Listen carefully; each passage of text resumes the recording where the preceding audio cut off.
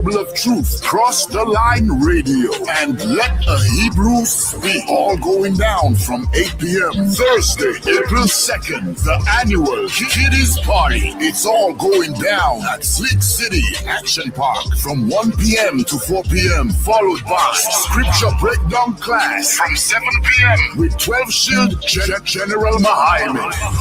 Friday, April 3rd from 8 p.m. the all-black party. You know how we get down. It's all going down at the BH Ranch, Houston, Texas. Saturday from 1 to 4 p.m. we will be hosting a brunch. Then the moment we've been waiting for all year from 5 p.m. sharp, April 4th, the Lord's 57th annual Passover.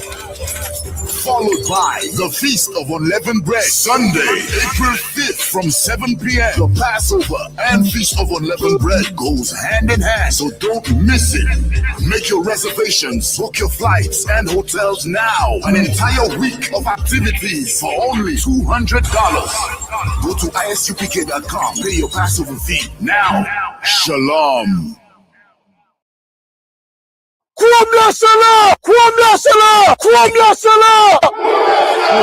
Seriously, you're looking for a Christ man, the one who anointed with the Lord, with the Spirit of the Lord, to do his will. I'm that nigga.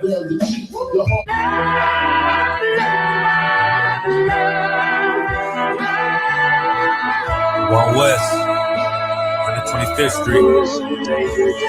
Look, y'all put y'all faith in presidents like they gon' change this country. Win the league and let y'all play cause y'all gon' make them money. Fuck Obama, he ain't come, he don't come. American honor don't like no soldiers. In the spirit of the Lord, we don't like no soldiers. Saint, black, Hispanic, native, they hate y'all as the same. Hate Christ in their image, hate you as a slave. God ain't all love, scriptures say he hate. African soft niggas, they know we not the same. School to prison pipeline to get you off the streets. Put you in the cell, totally connected to the saint. Molested as a kid, she prostituted as a teen. The byproduct of Martin Luther King dream. They just took the yoke off, my nigga, we ain't free. We living bleak in these wastelands of poverty. If you don't know the truth, then the lie sound promising. Prophecy, gift and the curse. Dylan started killing, they was sitting in church. Black folk forgave him, man, this shit is absurd. You should never love your enemy, that shit ain't gon' work. Yeah, fuck dying on your knees, you better die in glory. Man, I joined the UPK, taught me the art of warring. I took a nigga life like mine to be recognized. I feel that pain every day, it can't be reconciled. Pops banging, my sister a prostitute. My brother got life, and somehow I still found the truth. War ready, no cowards, no excuse. Fuck reparations, you can't banish no open wounds. Blood on the leaves, body swing hung from a noose. I was on a run in Nashville and I found the truth. I called the school, classes being held by the shock on my life. I want to be a gangster like a God. Do this for my brothers, real brotherhood. Everything we do, we got it out this book. My nigga, I can never be no African. UPK the only authorized acronym. I'm passionate about my brothers and sisters. We in hell, I ain't got nothing against them. That's another religion. If it ain't under your honor, ain't he murdered by them and got a hug from your honor. That's the way out for a coward in my observation. They don't fear the Lord, they indoctrinated. Wolves in sheep clothing, Joe Osteen. Real priests bringing back black royalty. One West on my headpiece, ranking order. Can't let them trick me off the streets, I gotta raise my daughter. I got brothers at the border ducking ice ages. I got the name change, it was life changing. My family thought it was a game. Put on all black, they said I was going through a phase. It's more of us in jail than it was slaves. Chosen. Aquí somos la Escuela Israelita del Conocimiento Práctico Universal. Hoy estamos aquí con Comandante General Yohanan ISUPK.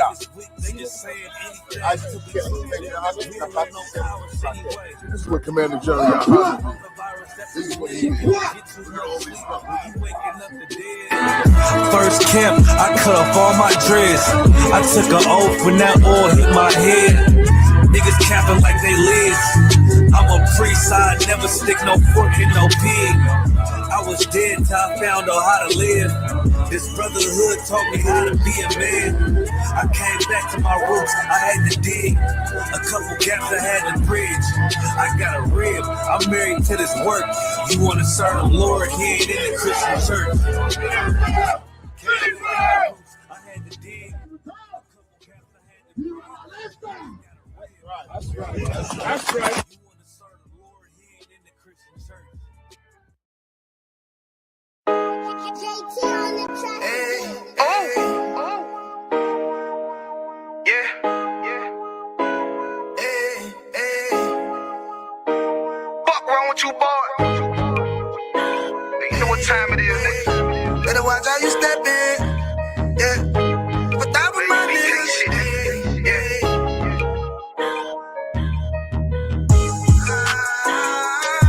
I'm in a yo. Got my nigga Rewan with me. But that was my niggas, it'll be an honor. You know what I'm saying? Under commanding General Yana.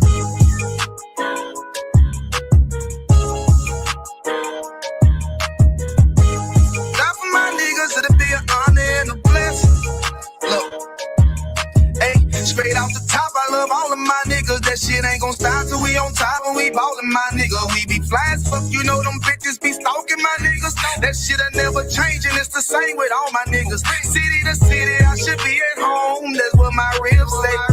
But bitch, I'm grown. I'm in these streets and closed caption. Niggas know we bout that action. If a nigga play with me, then my Hakim gon' let him have it. Hey, like you the shit, this truth the shit. Nigga play, I let that Ruger hit. Get on them tracks, they be like, who is this? I'm rude with it. Ain't got no manners. All them pussy niggas talking shit. Yeah, I know they can't stand us, but we UPK, Louisiana, bitch, that's what I'm ripping. And my niggas solid number, real ones in my section. If you wanna get down, put your boots on, start stepping. Brotherhood is a weapon. Brotherhood is a weapon. Better watch how you stepping, cause brotherhood is a weapon. If I die for my niggas, it'll be an honor and a blessing. Better watch how you stepping, cause brotherhood is a weapon. Brotherhood is a weapon. Better watch how you stepping, cause brotherhood is a weapon. If I die for my niggas, it'll be an honor and a blessing. Better watch how you stepping, cause brotherhood, I lay my life down right now for all my sisters and brothers, because I love them, I see them dapping and hug them. It's amazing to see how well we adapt from the struggle. Born again from a life of sin, trapped in the gutter. My mind frame was to kill my own kind. Feeling inferior, waking up ready to die. Run with them killers, so it's just a matter of time. For why take your life or let you take mine? That's when I realized the slaves killing slaves while the white man live to get old. We in them graves, shit got me feeling played. I opened the Bible, went through them records, found out we was royalty, a nation to be respected. But in this world we rejected, we hated for our complexion. Still fighting to get accepted. We hear the truth and reject it, but love is getting corrected. And all my niggas correct me. The commandments, the foundation we erected. Brotherhood is a weapon. Brotherhood is a weapon. Better watch how you stepping, cause brotherhood is a weapon. If I die for my niggas, it'll be an honor and a blessing. Better watch how you stepping, cause brotherhood is a weapon. Brotherhood is a weapon. Better watch how you stepping, cause brotherhood is a weapon. If I die for my niggas, it'll be an honor and a blessing. Better watch how you stepping, cause brotherhood is a weapon. Hey, hey.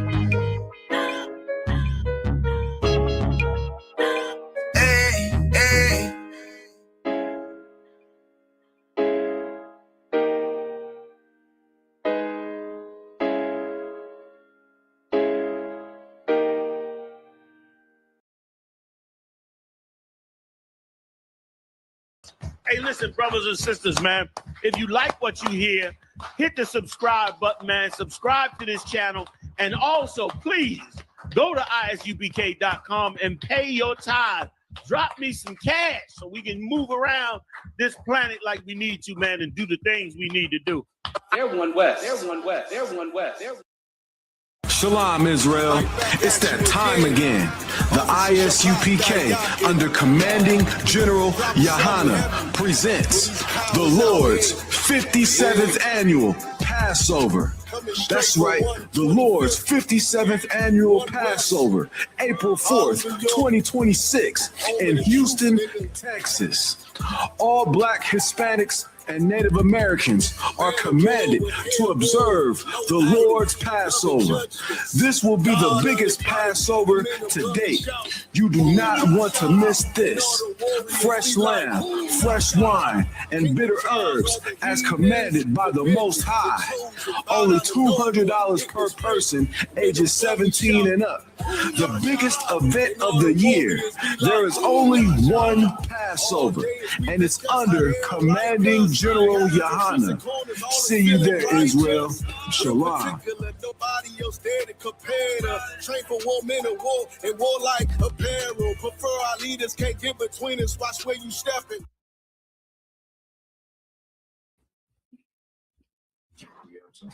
No sweat. Let's stop it up. Yeah, Basham Shabrak thumb to all the brothers, Yashimata, Basham Yashai to all the sisters.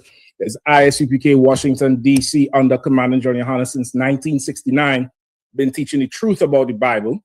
Number one, Christ is a black man. Right. Number two, the 12 tribes are blacks, Hispanics, and Native Indians. The real Jews are black. And number three, the white man is the devil the Bible speaks of. He's the devil yesterday, today, and he's going to be the devil tomorrow morning at 7 a.m. So, of course, General Mahayaman is going to be here shortly. So you're going to get more of your questions answered. But we're going to kick it off and hold it down until, you know what I mean, you get here, all right? Any questions, let me know. We need to make an adjustment? All right. Just let me know when. Questions online right now. No sweat. Listen, if none, let's get into the Third World War. All right? Let's get into the Third World War. Let me know how the temperature in here is too, all right? If it's too warm, if it's a little bit too cold, if it's okay or if it's not, all right? We make the adjustment for everybody. But we're going to get into the Third World War. Of course, General Q is in the building. General Q, General Q, DC, born and raised, foundation, like the first brick, you know what I mean? And so many more brothers is going to, be coming in on the work of these generals up in here, working out. Again, the 12th Street General Mahayaman going to be here shortly. Everybody stay tuned, like, share, and subscribe. Send the link all over. So we're going, let's get it a little bit in Revelations 13.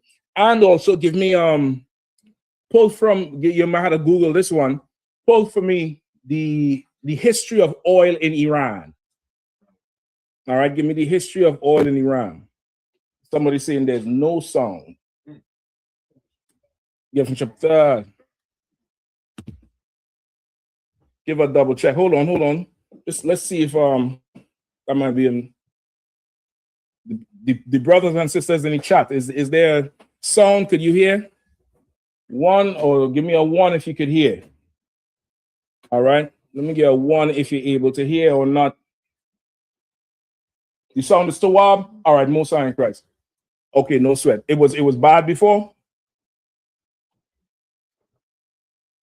All right. No sweat. That's fine. Just you might handle the ice cream. All right. Of course, the sister's gonna hand out the drinks and the food shortly. All right, so you'll just bear with them. Okay, let me get the history of the oil in Iran. All right. Let me get the history of oil in Iran.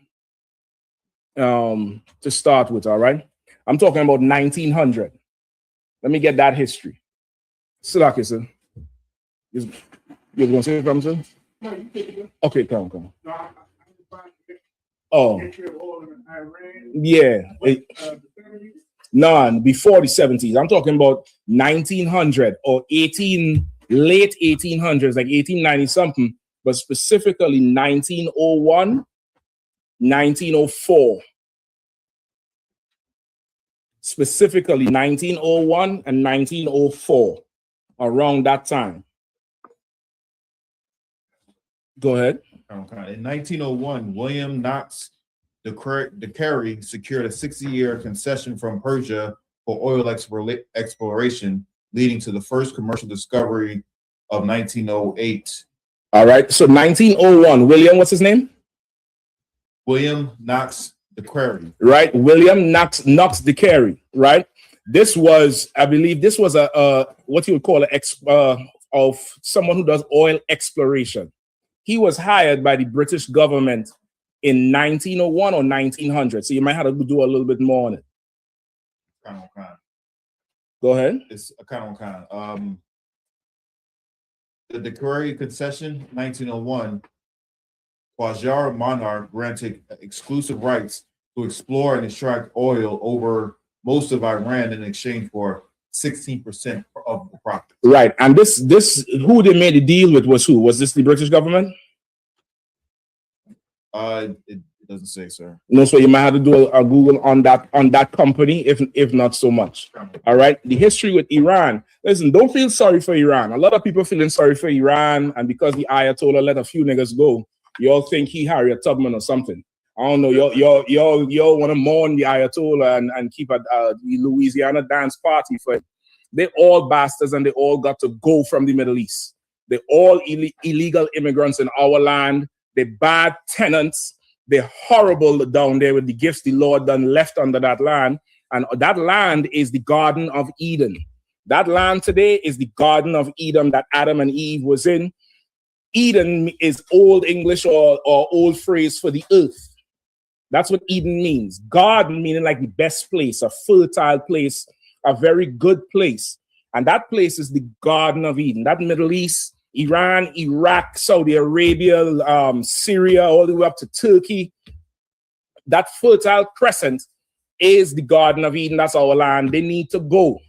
And Iran, it might seem like, okay, they're such a, they don't cause too much trouble. You don't hear about them conquering nobody, at least not today.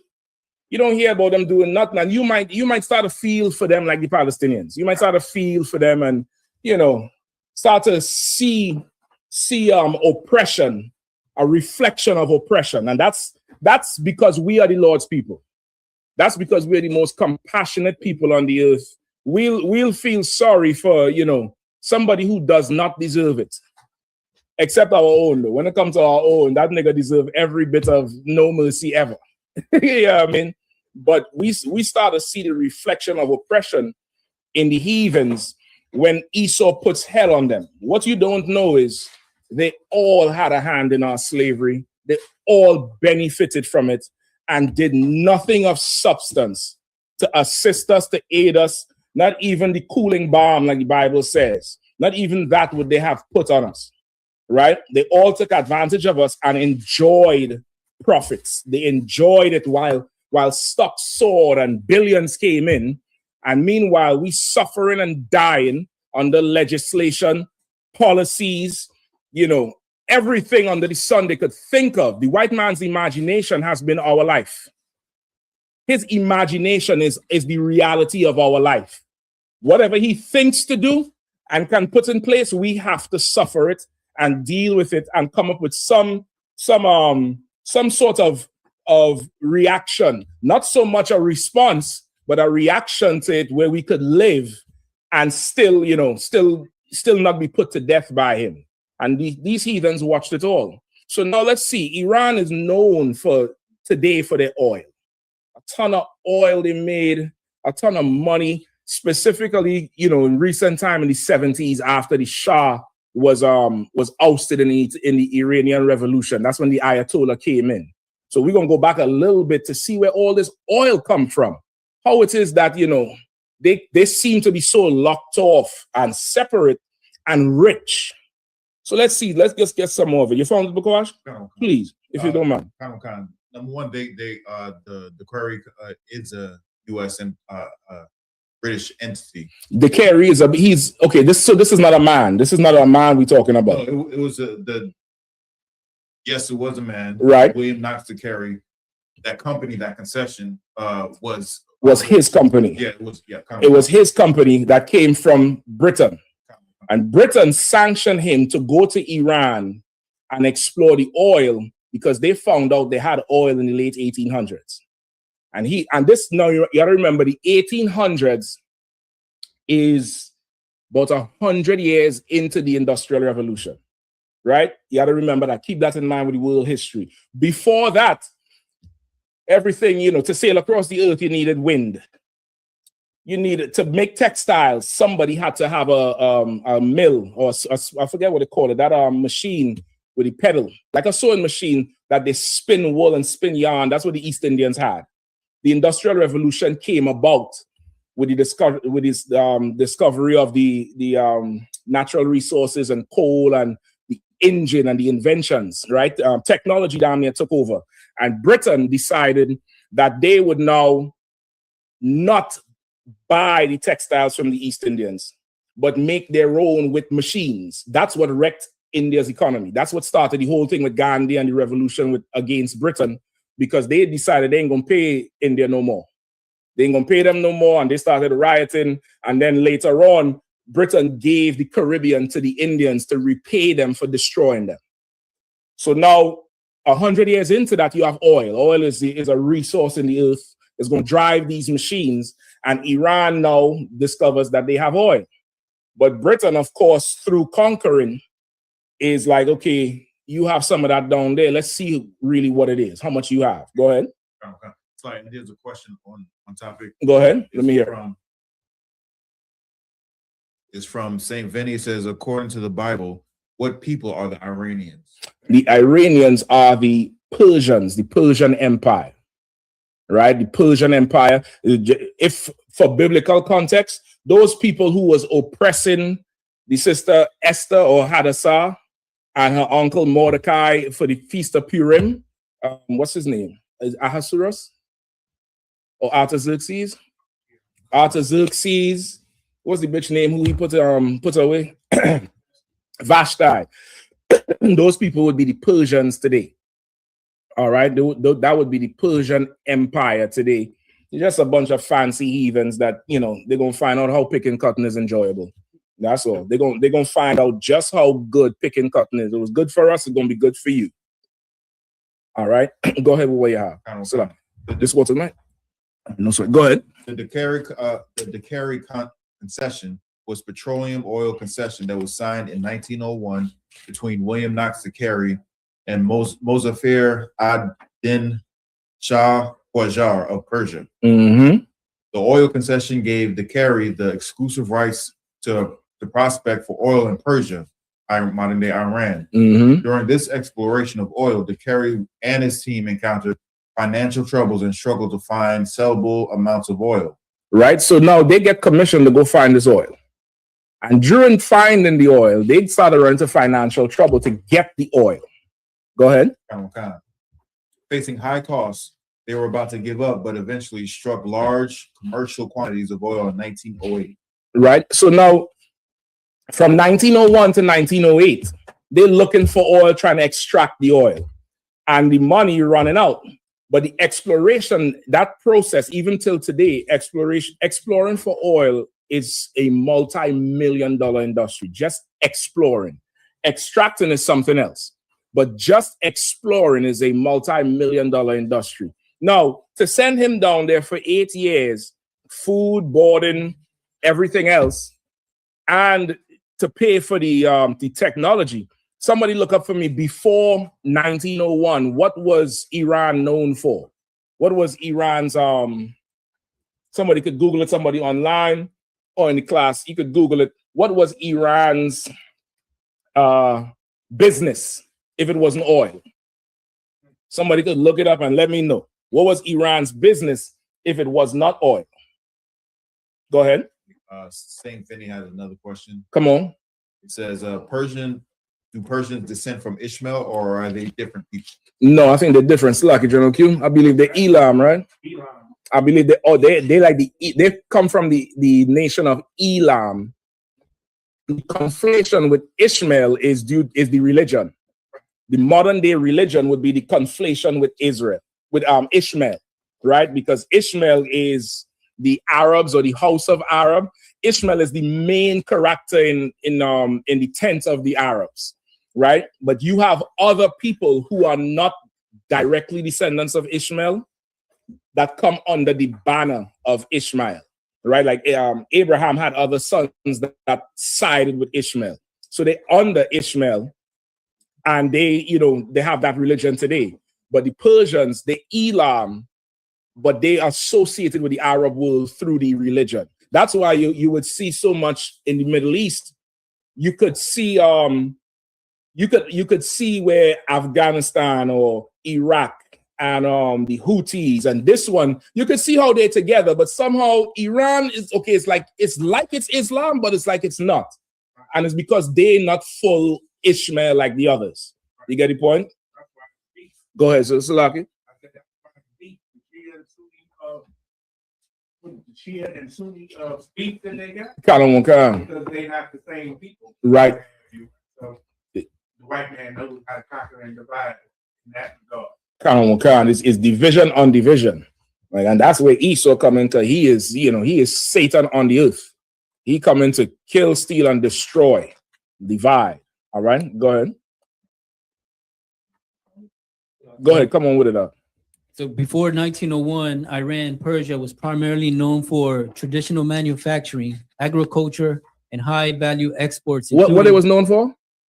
It's known for traditional manufacturing. For traditional manufacturing, you can imagine in the late 1800s, early 1900s, they wasn't selling Jordans. They wasn't selling cell phones or Apple iPhones. They had traditional manufacturing, meaning, go ahead, Sister Lakia. Yeah, stuff like that. Not $100 plus worth of black gold. They wasn't known for that. They didn't have no, enriched uranium and nuclear weapons and cluster missiles and all that shit. They didn't have none of that. There was, elaborate farmers. There was just farmers who would farm the land and, do traditional manufacturing. Just nothing to talk about. But brother, in the turn of the century, the turn of the 19th century, or the 20th century, Salakia, they found black gold out. And Britain decided that gold was theirs. And Britain funded a whole expedition to go find the gold and take it because Britain saw that the world was turning. That's one thing with an animal. An animal is able to detect when things change in the atmosphere more than somebody who has conscious thought. Somebody who has conscious thought might rely on their decision making, might rely on emotional ties or logic in their mind. But an animal, he knows do or die. He understands hot or cold, straight up and down. And of course, the oppressor is the animal of animals. Thus say the Bible, he is the most subtle beast of the field. So you could tell every decision he makes is about money, what he could eat, what he could have sex with, and if he lives tomorrow. That's why Trump would put tariffs on everybody in January, but yesterday asked everybody to come help him fight a war. Because in January, go ahead, sir. Exactly. You had to pay the whole thing back, but he don't care because he's all about today. He's all about how could I make it to my bed to sleep tonight, and tomorrow we'll worry about whatever. We'll come back on it. That's the oppressor. You get the point? So of course they want to go down there and find that damn oil. Now, this is what I want to ask you. If there was traditional in agriculture, where did money come from to do this oil exploration? Somebody look up right now, how much does it cost to not drill a well, but to discover a region where you could drill a well? Just the exploration part. With they have a boat. I forget the boat. It's like an Echo. It's like a big barge, big old square boat, and it shoots sound down to the bottom of the ocean floor. And the bounce back from it will tell you what's below the crust of the earth. If it's oil or gas and it's best guess. Go ahead, Cap. Echo surveying or something like that. It just slipped your mind. I know it's something like that. They have different ones. Then they have one with, go ahead, echo sonar. Then they have another method when they do find an area, they start drilling and taking samples and they'll make a best guess. But that whole process has a cost. What's the cost of that today? If you could find it. Or you could look up the cost from the beginning to the drilling of a well or the opening of one oil well. Look up what that cost. And I want to see if farmers could afford that. I want to see if, no disrespect to anybody who work in the land, work that land, the food come from it. But I want to know if you could afford to go put a well on that land with the carrots and the cows and the goats and the chickens you growing. I would highly doubt it. Anybody find it yet? No sweat, because I just keep reading it. And then go ahead. Gun, right? So oil exploration costs vary widely based on location and depth, ranging from a few $100,000 for shallow onshore wells to over 100 million for deep water onshore projects. That's it. So on land, you could pay a few $100,000. And you want to go out on the water, boy, that's $100 million projects, and you don't have to hit nothing. You could bust the ground and find air. Right? Go ahead, Cap. Salaki. Salaki, grab the mic. $10,000 and $50,000 per square kilometer. Right, but that's based on the depth you're drilling. That thing adds up because you had to break the crust and go down. So you're going from, let's say, $500,000 to $100 million today. You have to spend. Imagine back then, of course, it's less, but you see the magnitude of money. Iran is farmers' ark. They don't have that money. But Britain has the money to send people to go and look for oil for 8 years. That's how much money they had. 8 years, they looked for oil and didn't get nothing substantial. Where do you think that money came from at the end of the 19th century, in 1890, 95, 99? For them to send him there in 1901, it probably took him 6 months to a year to get to Iran from Britain because there ain't no plane, ain't no Southwestern, ain't no Spirit Airlines. He had to hop a boat and get a caravan and pay people to take him through. And if Iran's terrain is mountainous and shit, for him to get there and have money to survive for 8 years, where is Britain getting this money from? Captain An? Yes, sir. So according to this, it says if you go beyond scanning and actually drill to test the prospect, a single onshore well is often around 5 to 8 million, while deep water wells can be 100 to 200 million. Right, and that's from inception to completion, almost complete, because that's testing. It's a lot of money, and they look for oil. Anybody know where Britain get the money from? Officer Shapat? Slavery in the Americas. That's right. Britain got all that. The British Empire got damn near all its money from the slave trade. Remember, we're talking about late 1800s. They was in the slave trade from what, the 1400s, 1500s maybe? They had money to pay the East Indians to go to the Caribbean. All that indentured laborers, and then the East Indians going to turn around and call the people in the Caribbean and the Latino countries lazy and this and that. Our parents' slave money paid you. You came on contracts. You got paid. You got a wage and got promised land after the 5-year contract. Our people bled for it. Britain had money, and they used slave money to build Iran's oil. You should never feel sorry for the Ayatollahs. Don't feel sorry for the Persians and the son. I know they killed his father. Lord be with him. No problem. You mad about them killing his father? Let a righteous judge named Jesus Christ come back, and we'll set the world in order. That's what you should pray for. That's what you should want. You should feel sorry for the people of Christ who have to suffer injustice. Everybody, Iran got missile defenses. Who do we have? They took free labor for hundreds of years and gave Iran an oil empire, brother. Them niggas ain't farming no more. They say there's 700 ships off the Straits of Hormuz right now, just waiting for 2 weeks. Your Uber wouldn't wait for 2 seconds on you. You get the chime on your phone. Fredeep Bahar Singh is outside. As soon as you crack the door, boom, boom, your Uber cancel. Meanwhile, they're waiting outside the Straits for 2 weeks. 700 ships, billions of dollars of goods and oil. And this was all started on the revenue that the British Empire raised from destroying our people in slavery. You should never, ever feel sorry for these heathens, brother. Never. Any more on it? We got oil potential, like how it started. Oil potential in Persia during the 18...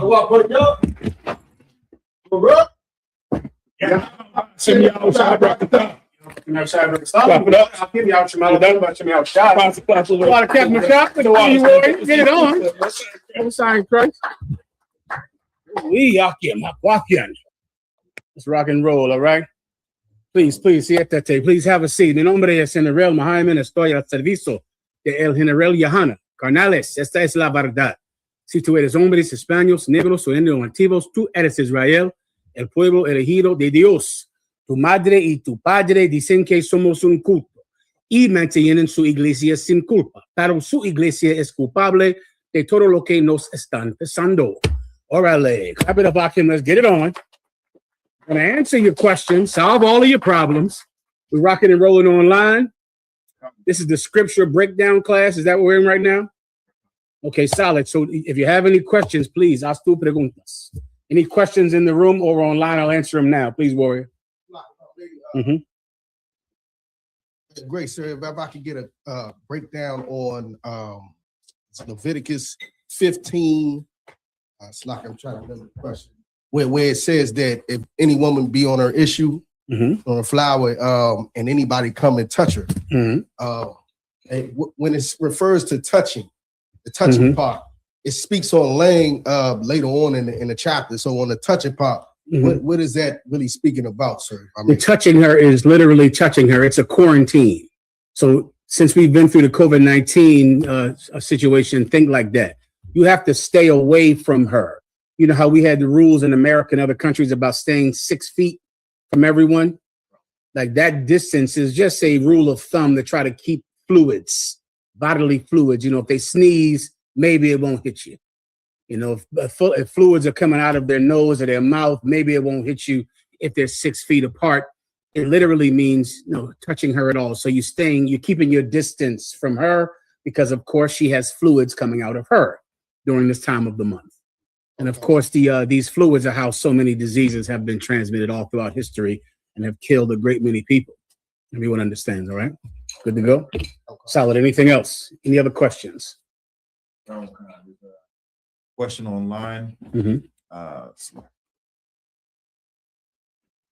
from GKFBCN. It says, Shalom, sir, if I may. It's fasting not an option for me if I have to drink water with my medication. Is fasting not an option for you? What medications are we talking about? Speaking of drink, it would happen to be any alcohol in here tonight. I didn't even think about it, but the brother, if he didn't say that, I would have just kept teaching. Really, it's his fault, really. But since he brought it up, Mashak, if you could help me out a taste, I'd appreciate it.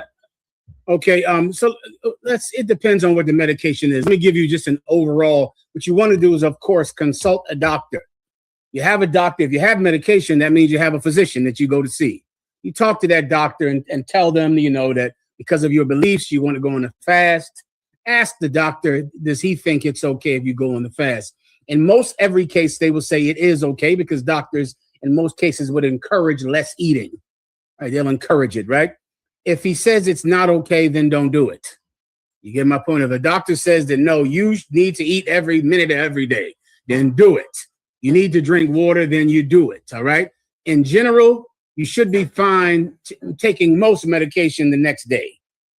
In most medications, you know, that's not a big deal to take a pill tomorrow as opposed to today. That's in most medications. You might have one where that does not apply, all right? So that's why you want to ask a doctor. You also have the option of just taking the medication, and that's that. Meaning you drink a little bit of water for the pill, pop the pill in your mouth, drink the water, and then put nothing else in your mouth. You also have that option. You lay that in front of your doctor, and he'll direct you. Okay, good to go. Anything else? Okay. It's from Yagadar. It says, Salak in Matthew's 27:3-5. Was Judas forgiven after he repented for betraying Christ? Well, let's read that.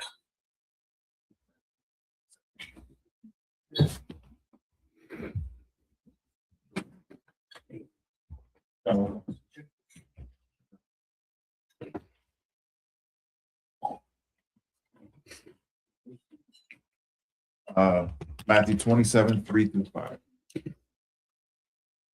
Like it. This is the book of Matthew, chapter 27, verse 3. Then Judas, which had betrayed him, when he saw that he was condemned, repented himself and brought again the 30 pieces of silver to the chief priests and elders, saying, I have sinned in that I have betrayed the innocent blood. And they said, what is that to us? See that to that? Please. See thou to that? Salakia. All right, if I could, just to, that is not saying that he was forgiven. It's saying he repented, General Cabal. He tried to. He brought the money, but he didn't bring the land. Right.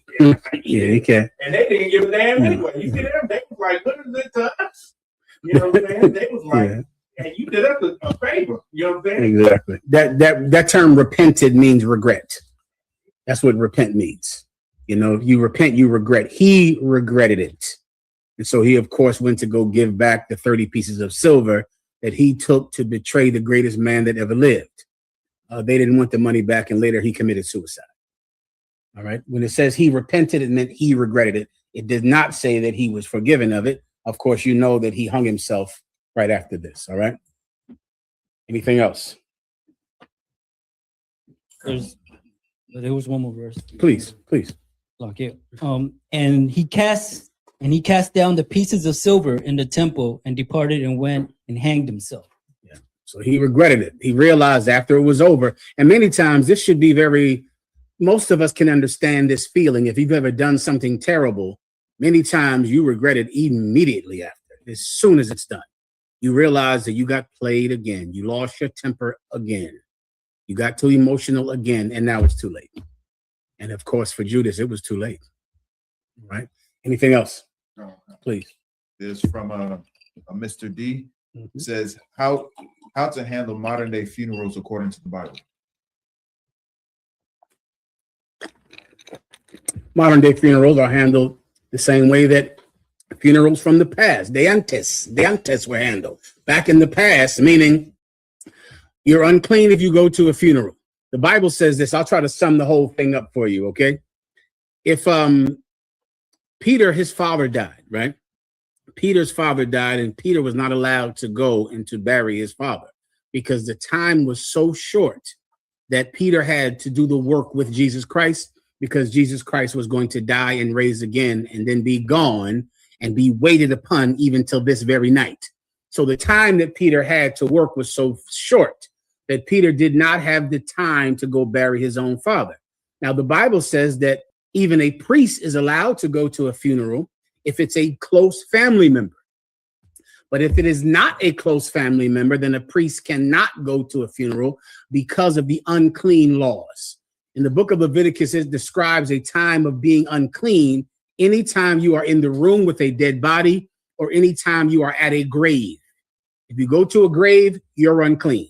If you're in the room and there's a dead body in the room, you are unclean for 7 days. So you can imagine how much, if you're a man that is well needed in the work, that would prohibit you from going to many funerals. Burials is the proper word. A funeral is a burning. A burial is what we do in the truth. Unless it's someone close to you, a close family member, then it's acceptable for you to miss work for 7 days because of the closeness of the relationship of the person that you've lost. Peter, in his case, it was a very close person to him, and he still couldn't go because he had about 3 years, historians say, to work with Jesus Christ, and then he could work with him no longer. So that's how we handled funerals, burials a long time ago, and it's exactly how we handle them today. Any other questions? Is a young man, Simeon says, Salakis, sir, if I may. If I may have a breakdown on Psalm chapter 6, verse 7. Please, no problem. Go ahead. The book of Psalms, chapter 6, verse 7. Mine eye is consumed because of grief. It waxes old because of all mine enemies. Yeah, man. That's just that. Let's go one verse above it. Book of Psalms, chapter 6, verse 6. I am weary with my groaning. Yeah. All the night make I my bed to swim. Yeah. I water my couch with my tears. Yeah, this is a book of Psalms, correct? This is when David was going through a terrible time in his life. The book of Psalms is an excellent book to read when you are suffering, when you're in pain, when you're going through a trial, because you're reading about a man when he was going through the exact same thing. And in most cases, far worse than what you're going through, far worse. And so you can draw on his strength because he wrote down what his thoughts were, what his feelings were when he was going through that kind of pain. And at this time, he was starving, he was hungry. He was wanted by the king of Israel who wanted to kill him. The king that he loved and served and killed Goliath for now wanted to kill him and felt threatened by him. And he was on the run and he would starve and be so hungry, hiding out in caves. At one time he went and they gave him, the priest in the city gave him the showbread that was only meant for the priest to eat. And he was thankful to have that bread or else he would starve to death. And then they also gave him a sword, because they were the ones that kept Goliath's sword. They kept it at this temple. And so they gave it to him because he didn't even have a weapon at all. They gave him that. When they left, the king of Israel came in, and with Doeg the Edomite, which was a devil who worked for the king of Israel, all those priests got killed for giving David bread and for giving him a sword. They died. That was the situation that David was in. He was an enemy or the enemy of the state of Israel. Everyone understands. So now as he's on the run, different times he might meet a good brother who's on the run as well. So many brothers who were criminals, also wanted by the state, they would add themselves on to David. They would start following him. These men later on became his mighty men, men that joined him when he had a warrant because they had warrants too. And they were on the run too. And they banded together.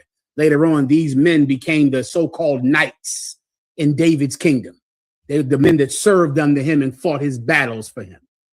During this time, he's suffering and he's in pain. And this is what we're reading about right now. Okay, so now start from one verse from where the brother's question was. The book of Psalms, chapter 6, verse 5. Mm-hmm. For in death there is no remembrance of thee. Mm-hmm. In the grave who shall give thee thanks. So David is trying to make a case to the Lord to keep him alive, because his life is in danger every day. So he tells the Most High, listen, I can't thank you if I'm dead. I can't praise you if I'm dead. Keep me alive so I can praise you. Keep me alive so I can thank you. It's a bargain he's trying to make with the Most High God to save his life. And there are times, brother, when you could be in that situation where you're just trying to convince the Lord not to give you 30 years in prison, trying to convince the Most High not to kill you of cancer or some other disease, knowing that, Lord, if I am gone, then who will do this work? Who will go to camp, Lord, if I'm not here? Who will do it? And you might just convince him, brother, to keep you around a while. I pray you understand. Keep going. Verse 6, I am weary with groaning. All the night make I my bed to swim. All the night I make my bed to swim, meaning my bed is covered in tears. I'm swimming in tears all night. I'm in the bed crying all night, swimming in them. Keep going. I water my couch with my tears. Keep going. Verse 7, mine eye is consumed because of grief. It waxed old because of all mine enemies. Yeah. My grief waxes. The term wax old means to grow old. Even the term couch does not mean a couch like today. A couch was a position of rest. So if you couch down, or your bed would be your couch because it's where you rested. It's simply old English, all right? He's saying that read that last part about what waxes old. It waxes old because of all mine enemies. All of his enemies. He has so many enemies that his grief is getting so tiresome to bear. Like imagine, being in a fight, and then you fight, then you go home, and then you fight again. And then the next day you fight again. And then years go by. Before you know it, I just can't take another fight. I just cannot get up and walk in there again and do this again. That's where it was going, and that's where it will go for you. You'll be right there, but you won't be going through half of what David is going through. But you'll feel the feeling of, I just cannot fight on another day. I did that. An important term I listen for in counsel is when I give someone counsel that they absolutely should obey if they want to live. They absolutely should do it. This is not my first day dealing with someone like you or with your problems. I've done this once or twice before. So when I tell you this, it's practice. Everyone understands. And the term I look for is, I tried that. I tried. Did you? Is that what you did? You tried. You tried. I know you did that one time. I get you. You tried that one time. I understand. So hell, now quit, right? So since you tried it, so then you have reason to quit. You're justified in quitting. Why? Because you tried it. Here's the key to trying. Trying never stops. Never. That's how you know you're actually trying. Because you will never stop trying. You will never quit on it. You will try. You have never tried. You will just try and try and try. And that is how victory is gained, young brothers and sisters. That's where it comes from. It doesn't come from I tried. No one has ever succeeded at doing anything that they tried. You succeed at doing things that you are trying. That's how it works. And David is going to the Most High because he's feeling like he cannot keep trying. He's feeling like he can't do this another day. Continue. Verse 8. Depart from me, all ye workers of iniquity, for the Lord hath heard the voice of my weeping. You get that. Get away from me, all of my enemies, you workers of iniquity. Those were his enemies. Get away from me. The Most High has heard my crying. The Most High has heard my weeping. Leave me alone. The Most High is going to protect me. Was that his question, or was there more? It was just a breakdown. Solid. So we're done. Gracias. Anything else? Kind of, sir. UPK La Puerta podcast says, Salaki Alawap, if I could get some understanding, how was Abraham able to communicate with Pharaoh and Abimelech if the languages were confused in Genesis 11 and 7? Let me hear it. Genesis 11 and 7. Go to, let us go down, and there confound their language, that they may not understand one another's speech. This is the Tower of Babel. Does that sound right? Genesis 11. The angels are going down to confound their language. What was his question again? The question was, like Alawat, if I could get some understanding, how was Abraham able to communicate with Pharaoh and Abimelech if the languages were confounded? How was Abraham able to? Is that where we're at right now? Let me hear it. Go ahead.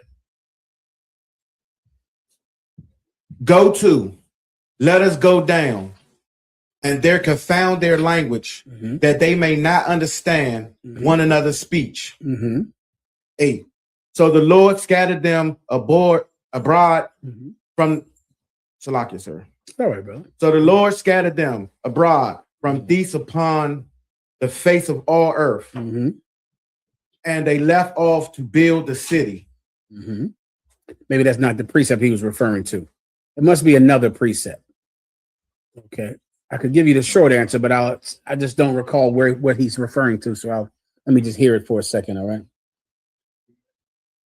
Where's the question, please, Ephraim? Go ahead. Can I answer that? Please. So I just understand in Revelation 13 and 18 says, here is wisdom. Let him that hath You understanding. need the microphone, Salakia. Go ahead. Revelation 13 and verse 18. Here is wisdom. Let him that hath understanding count the number of the beast, for it is a number of a man, and his number is 666. Can I get some understanding in that 666? I know it's 666, but The number is 666, but it's saying it in Old English. But the number it's saying is 666, and it's 666 men. So there's a number of congressmen. I think it's 500 congressmen. It might be 500 senators and congressmen combined here in Washington, D.C. You can Google that number, but there's a specific number of senators and congressmen. There's a number that's of the seats of Congress. When there's a joint session in Congress, when a filthy Trump comes down there to speak, there's a number of seats in that room, and it's full of every congressman and every senator. That's the number of the beast that rules this kingdom. You get the point. Now come on. so this is 666 politicians or rulers. Take that number of Congress. Take that number down there in Congress. Now you add a couple. Now you add the president. Add some of those people on Epstein's island. right? Add some people, you don't know who the hell they are.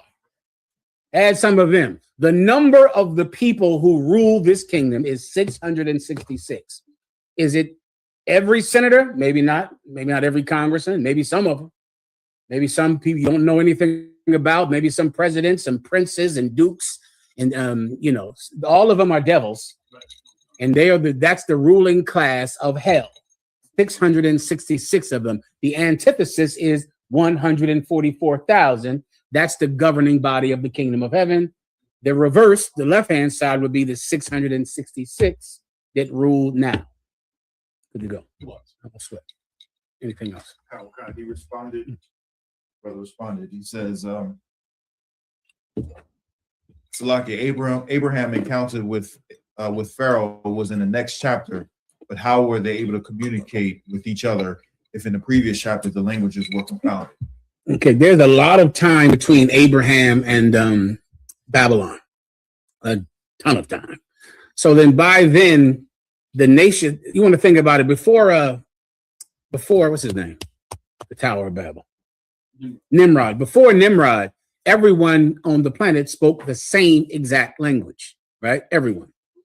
After the Tower of Babel, now people were divided. So you had this people spoke that language, this people spoke this language. So now just think like it is today. It's no different than it is right now. There's a different language that they speak in Mexico or Germany or France, right? But you damn sure can learn those languages, right? Because of how much time that has went by. But before Nimrod, there was no need to learn a language. There was only one language. So by the time Abraham was around, Abraham knew how to speak the language that Pharaoh spoke, because Abraham was learned and came from a learned family, and he just learned the language the same way you can learn a language today. I think maybe because it's in the next chapter, the way you worded that sounds like you think, it happened the next day. But the next chapter is God knows how many hundreds of years after the Tower of Babel fell. All right, so enough time for people to learn languages. Everyone understands. All right, next. It's from a sister Bayana. Says, "Slaggy, sir. I've been wondering if Yahushua was here before he was born through Mary. Can you please give me clarity to what it's?" No problem, sis. Absolutely. Yahushua was here, I want to say 5 times, including the time when he came here as Jesus Christ. Yahushua is Adam. When you read about Adam, Jesus Christ is Adam. That's in the book of Romans. All right. He's Adam. Adam was sent here to earth to subdue it and to create the order in earth as he helped the Most High create in heaven. He came down here to do the same thing. Jesus Christ was also Isaac. I believe that should be right chronologically after that, right? Am I right? Isaac, right? Did I miss one? Oh, I'm sorry. No, that's correct. Salakia. So Melchizedek, right? Melchizedek would come before Isaac. Jesus Christ appeared as Melchizedek, the priest, who received 10% from Abraham when he conquered these 5 kings, which established the priest of Jesus Christ receiving tithes that superseded the Levitical priesthood's right to receive tithes, because the priests of Melchizedek received them first. All right. So later on, that took place. That was a seed planted then, that after Jesus Christ came would now come to fruition. And now the Levites no longer receive tithes, but priests after the order of Melchizedek now receive tithes. Those priests you are today. All right. Next would be Isaac. Isaac, who was the seed of Abraham.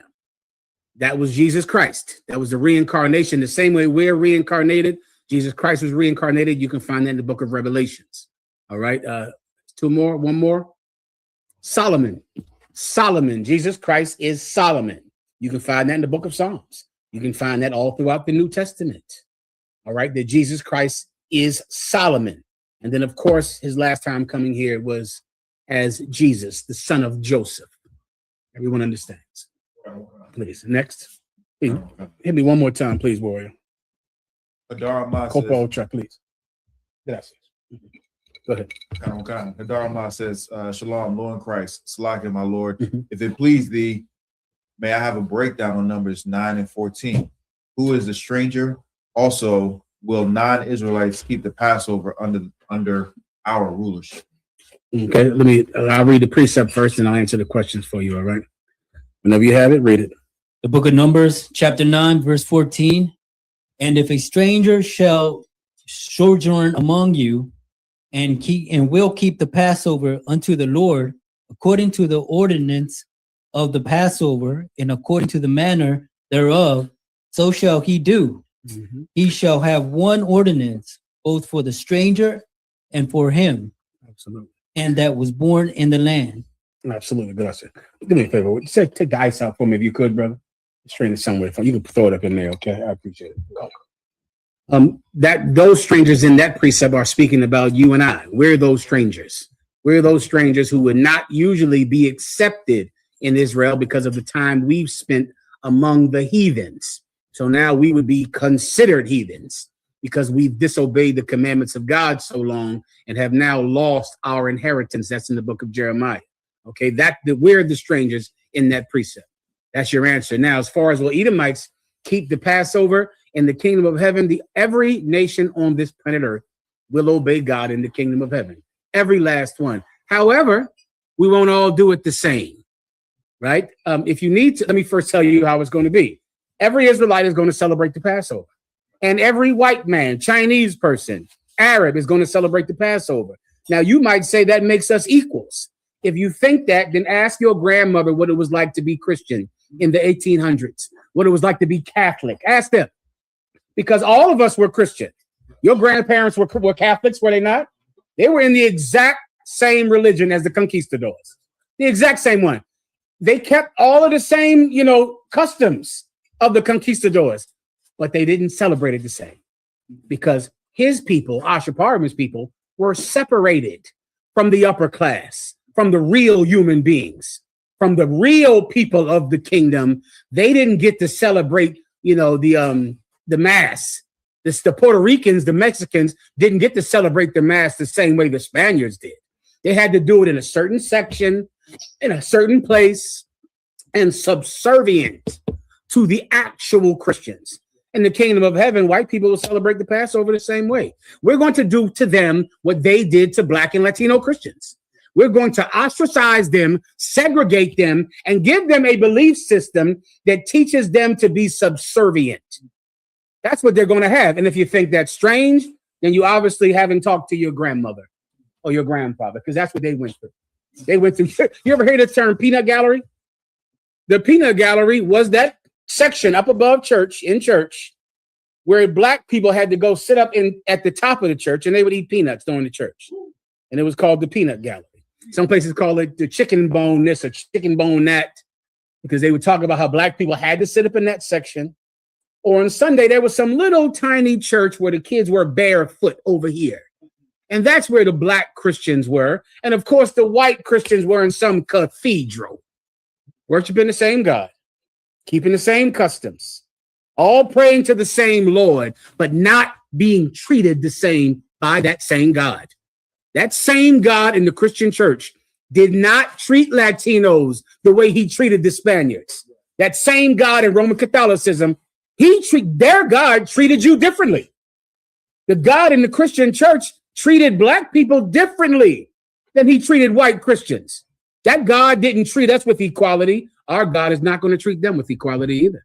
That's not going to happen. Let me give you one more thing that's right in front of your face. Not only were we separate and belittled and not given the funds or resources at all to actually serve this God that we've taken hold to. Let me give you a few common things that most people know about but don't understand what that means. Marriage, being married. We were all Christians. We all loved our Lord and Savior, Jesus Christ, right? All of us. But slaves were not allowed to be married. It was illegal for a slave to be married. It's like your dog trying to ask for a marriage license. You weren't allowed to go down to a court and get married. So what did slaves do? Slaves jumped over a broom. They both got a broom and they just jumped over it and then said, congratulations, we're married. So we both had marriage. Do you understand? We both had to have one woman. We both had to be monogamous. We both did it in the eyes of God, except he went to a cathedral and got a ring, and she got to wear white and got to have flowers thrown at her feet and rice thrown at her, and your grandmother jumped over a broom. And that was her marriage. And they both worshiped the same God. That's what happened in those churches. Every Sunday, we're all loving Jesus and loving his love and saying God loves everybody and he loves the slaves and he loves white people. Except the sermons in the white church are about dominance. Have you ever seen a white church or listened to a white church? It is something to hear if you had never heard one. A white church is imperialistic. You hear a white Christian speak, he speaks like he is an emperor, which is why so many white Christians love Donald Trump, because that's what they're learning on Sunday: to take over, to destroy, to conquer, to kick out the immigrants and destroy these immigrants and to take our country back in the name of Jesus. In the name of Jesus. White Christianity is imperialistic.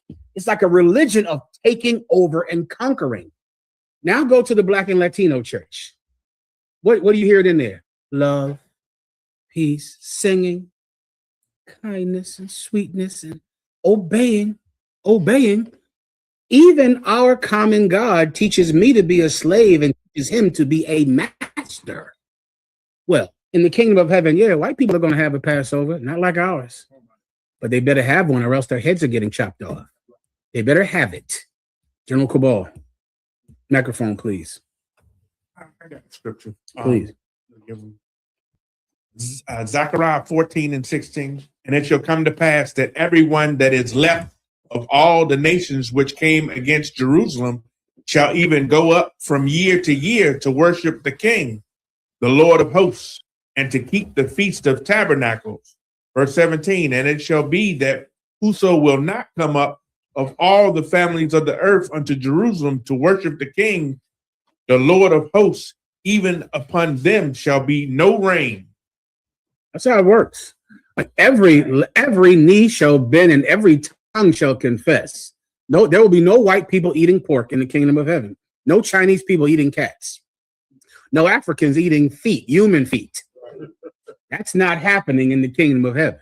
No more Epstein Islands in the kingdom of heaven. So yes, every nation will obey the Most High God, but we won't do it the same way.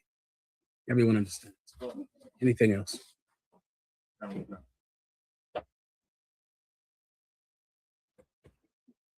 We got it from Stay Smart. Please. It says, is the bloodline of Dan is mixed one of tribes or all, even though he had mostly daughters? Does it mean Dan don't matter? No, everything in the Bible matters, young brother. That's why that's in there. Right? The tribe of Dan is a family within the tribe of Manasseh. All right. To understand, look up the word Bashan. Is that the word? Yeah. Bashan. I might be right.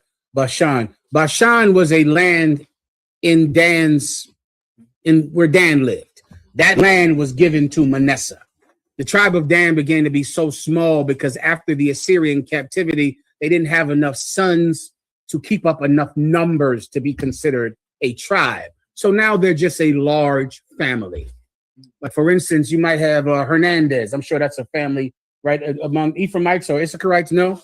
You heard that, right? The Hernandez family. There are a lot of families like that among the tribe of Judah because there were slave factories, where they would grow these Johnsons and grow these Hightowers and grow these people. So it's a lot of people with the last name Hightower, Washington, Hernandez, Vasquez, a lot of people with that name because they would grow those Hispanics. They would grow them for field work. So imagine you had a man named Vasquez or Hernandez or something like that. He was big and strong. You just kept breeding him and you kept breeding Vasquez or Hernandez. So he became a large family. And then now today, you're going to meet so many Latinos, they'll have the last name Vasquez, Hernandez, blah, blah, blah. All right. That's the tribe of Dan. The tribe of Dan, which is the tribe that Samson comes out of. They're not big enough to be a tribe. They're a family within Manasseh. Everybody understands. All right. If you to get the breakdown, you just look up Bashan with Dan and then Bashan with Manasseh, and you'll see it. It'll be right in front of your face. All right. Is there anything else? Please. Like, if I could, I just want to advertise a call-in number. We have a call-in number if you want to ask a general question live. The call-in number is on the screen. It's 202-989-1950, and we're open right now. Absolutely, no problem. That okay, see. Anything else? Questions? Please. It's a question from Smokers Shouldn't TV. That's Lakia, sir. I come from a stripping mother that abandoned me, and so I just said, like, take your time. She was just telling, saying that. I thought it was a question. She said, I'm sorry? She was just saying that she came from a stripping family. And is there a question? It wasn't a question. Well, you're in the right place, sister. Give her a hand. Hell, come join the rest of us. you found the truth. That's it. Felicidades. Congratulations. You found the truth. Good to go. Anything else? From the RPS, it says, are you reading from the Torah or are you reading from the Catholic Bible? I don't know what the hell the Catholic Bible is. I don't have one of those. But what I'm reading from is the King James Version of the Bible, which is the most accurate Bible that correlates to the original Greek and the original Hebrew of the Old Testament, the Torah, and the New Testament written in Greek. The King James Bible is not completely correct, but of course, since we read Hebrew and we read Greek, we can go through and make the corrections. There are about 7 corrections that need to be made in the King James Version of the Bible, and those corrections are easily made in the Israelite School of UPK. And so that's what we're reading from, okay? Also, watch your fresh mouth, because if I get angry at you, one day you will need my help. One day that will happen. You will need my help, but I'll remember the day that you got a fresh mouth with me in class. And then I will show you that I also am flesh and blood. Everyone understands. All right, anything else? Please.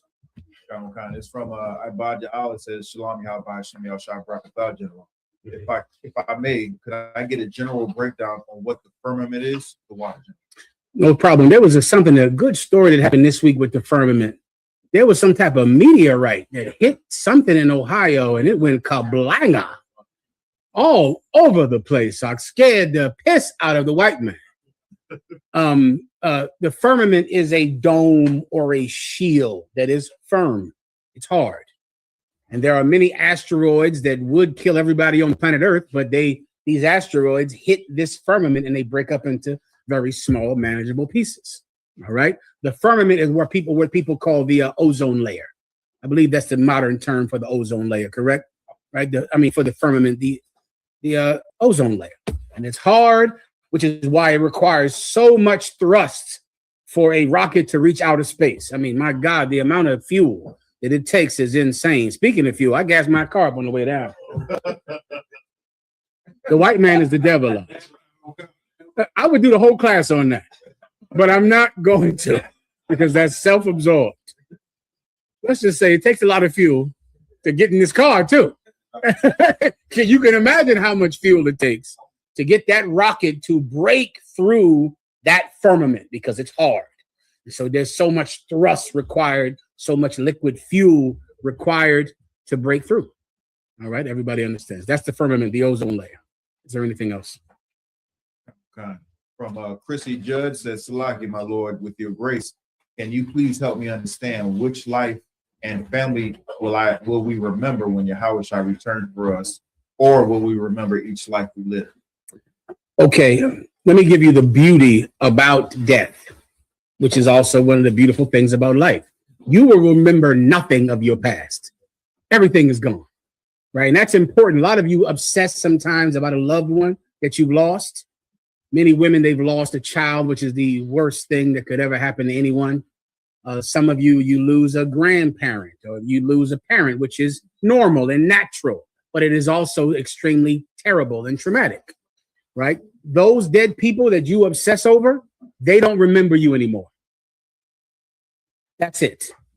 When you die, that's the end of all of this thinking and misery and thoughts and heartbreaks. It is over.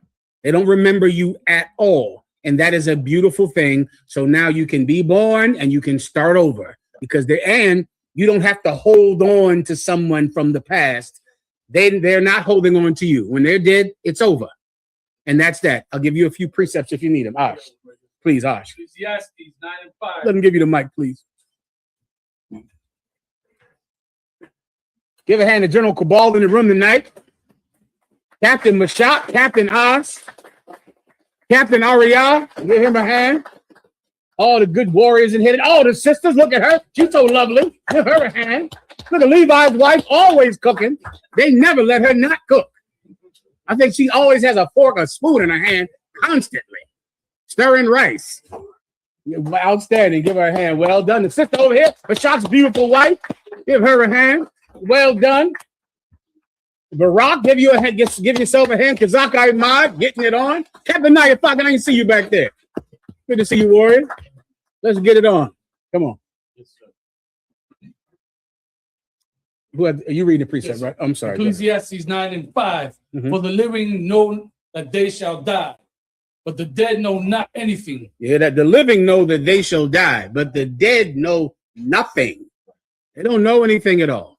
You're alive, which means there's hope. Oh, you're alive. This is the time to remember all kinds of things, focus and learn. This is the time. You have a heart that can break over losing someone. All of life can be experienced as long as you're alive. Continue. Neither have they any more a reward.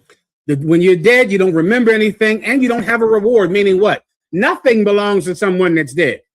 It's not his car. It's not his house. He's dead. It doesn't belong to them anymore. They don't get a reward. Their work is over. They don't get paid for or rewarded for doing anything at all. Continue. For the memory of them is forgotten. For the memory of them is forgotten. That is that. There's another one in Ecclesiasticus saying the same thing. So to the sister's question, if she's speaking about reincarnation, you'll remember nothing of it. They asked John the Baptist, are you Elijah? He said no. Jesus Christ said John the Baptist is Elijah because he absolutely was Elijah, but he doesn't know. How in the hell could he? He doesn't remember. Everyone understands. All right, good to go. Next. There's a question relating to this one as well, sir. It's from St. Vinny. What's your name, warrior? Right here. You always in the work of the Lord too. What's your name? What's your name again? Bakwasha, sir. Bakwasha. Give Bakwasha a hand. Go ahead. Oh, Bakwasha. Outstanding. Well done. Outstanding. Good job, brother. Oh boy, it's a lot of responsibility. We shall see. All right, please ask the question. From St. Vinny says, do we ever get to remember this life and the next one, or one day get remembrance of them all? Okay, no, you're not going to remember it like, that was my chair over there, that was my car, not like that.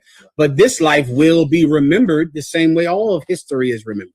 None of us have a memory of being a slave or the Spanish conquistadors killing us, but yet and still we read about it.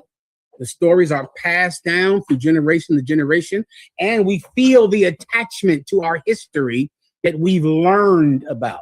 So don't think you're not going to remember history like you remember, something that happened yesterday, but you'll absolutely learn about it, and you will always know about it. General Cabal. Give him a hand. That's how you remember things. Yes, you write it down. So now you learn about history because it's someone took the time to write down what happened at camp that day. Someone took the time to write down this Bible that we're reading about. Everyone understands. Go ahead. Anything else? It's from Yabakar. He says, Salaki Adawan, can I get a breakdown on Galatians 3:28? I know oppressors use this to try and prove that they are equal to us, the water general. Okay, go ahead. The book of Galatians, chapter 3, verse 28. There is neither Jew nor Greek. There is neither bond nor free. There is neither male nor female. Gotcha. For ye are all one in Christ Jesus. And so they use that to say what again? What do they say? That what? Who's equal to us? That the white man is equal to us because it says there is neither Jew nor Greek. And they believe that this precept is the one that's saying it. And so what about male or female? The person that says that, ask them, what does that mean? Because they sure read the Bible and they know about the differences between men and women in the Bible. Right? That's all over the place. So the person that thinks that this precept means that white people and black people are equally loved, Hispanics are equally loved, North American Indians are equally loved the same by God, then just tell me what male and female means. All right. Now, with that said, I'll wait for that, and I'll give you the breakdown on it now. Okay, so read one verse above it, and I'll explain. I don't want to come. Galatians chapter 3, verse 27. For as many of you as have been baptized into Christ have put on Christ. Verse 28. There is neither Jew nor Greek. Let me break that part down for you if I could. ¿Cuál es tu tribu? Most High in Christ. Most High in Christ. All right. For everyone, so let me break down that first part for you right there. That's speaking about the change that all of us had to make to come into the truth. All of us had to change, which is going into what he's about to break down with the Jew or the Greek part. Everyone that comes into the school had to make a sacrifice of themselves. We all had to give up what we used to like to eat, the type of woman we would want, our sexual preference.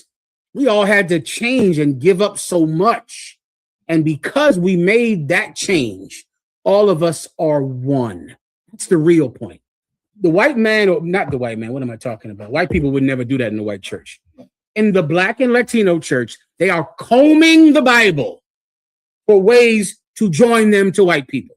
That is not happening in a white church. A white church believes in Jesus Christ, and they hate Black people, hate Mexicans, hate Latinos. They want strong immigration. They want to kick everybody out the country with that same verse in their Bible. That same exact verse. So clearly they're learning something different than we're learning with the same exact Bible.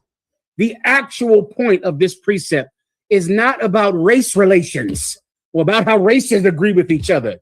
This precept is to make people in the truth love each other regardless of their background. That's the point. Some of you will come in here, you come from a good family. 2 parents, you had money. Some of you coming here from prison, right? It doesn't matter in here. In here, we're all going to love each other. Right. Some of you, you're a man and she's a woman, but both co-heirs to the kingdom of heaven. Because she's a woman, it doesn't mean she's some dog for you to beat. And because he's a man, that doesn't mean he ain't shit and he's just like my baby's daddy. We don't do that in here. We don't have battle of the sexes in the truth. We're not doing that. And we're not, and the rich aren't going to hate the poor, and the poor aren't going to hate the rich. We all know that we all had to come and put on Jesus Christ. We all had to change, so we're going to be unified in that change. That's the point. Now I'll read it. All right? Please continue. Verse 29. And if ye be Christ, in the meantime, then are ye Abraham's seed. I'm sorry, Warrior.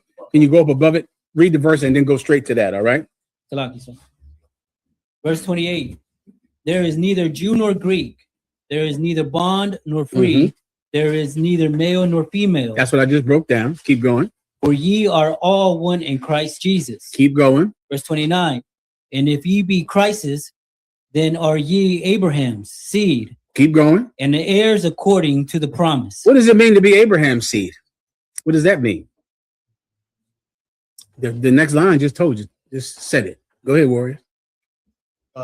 Abraham lineage. What tribe are you of? Judah. Judah, Most High in Christ. Both of you brothers are troopers. Congratulations. Felicidades. Has encontrado la verdad. Congratulations. You found the truth. Good job. Go ahead. Go ahead and read. Did you answer your question? Did you have a question? You took the microphone. Did you say something? No, you asked. What would you answer? Come from his lineage. Right? A little more than that. A little more than lineage. That's not the point. The point when someone said, I'm from Abraham's seed in the New Testament, they're trying to say something. They're trying to tell you something about them. And he's saying it right there at the end. If they're from Abraham's seed, that means that they are heirs to the kingdom of heaven, meaning they're royalty.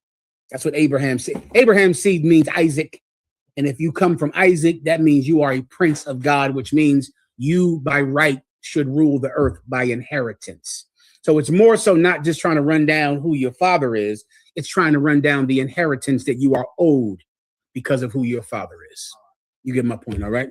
So now once again, but wait a minute, but I'm a slave. That means what? I don't get to benefit from Abraham.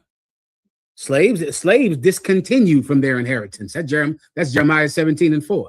If you were a slave, you didn't get to be royal. You didn't get to have wealth. You're a slave. You didn't get that, but you do get it if you put on Jesus Christ. If you put on Jesus Christ, everything that you would lose because of the poverty of your background, you get to gain it.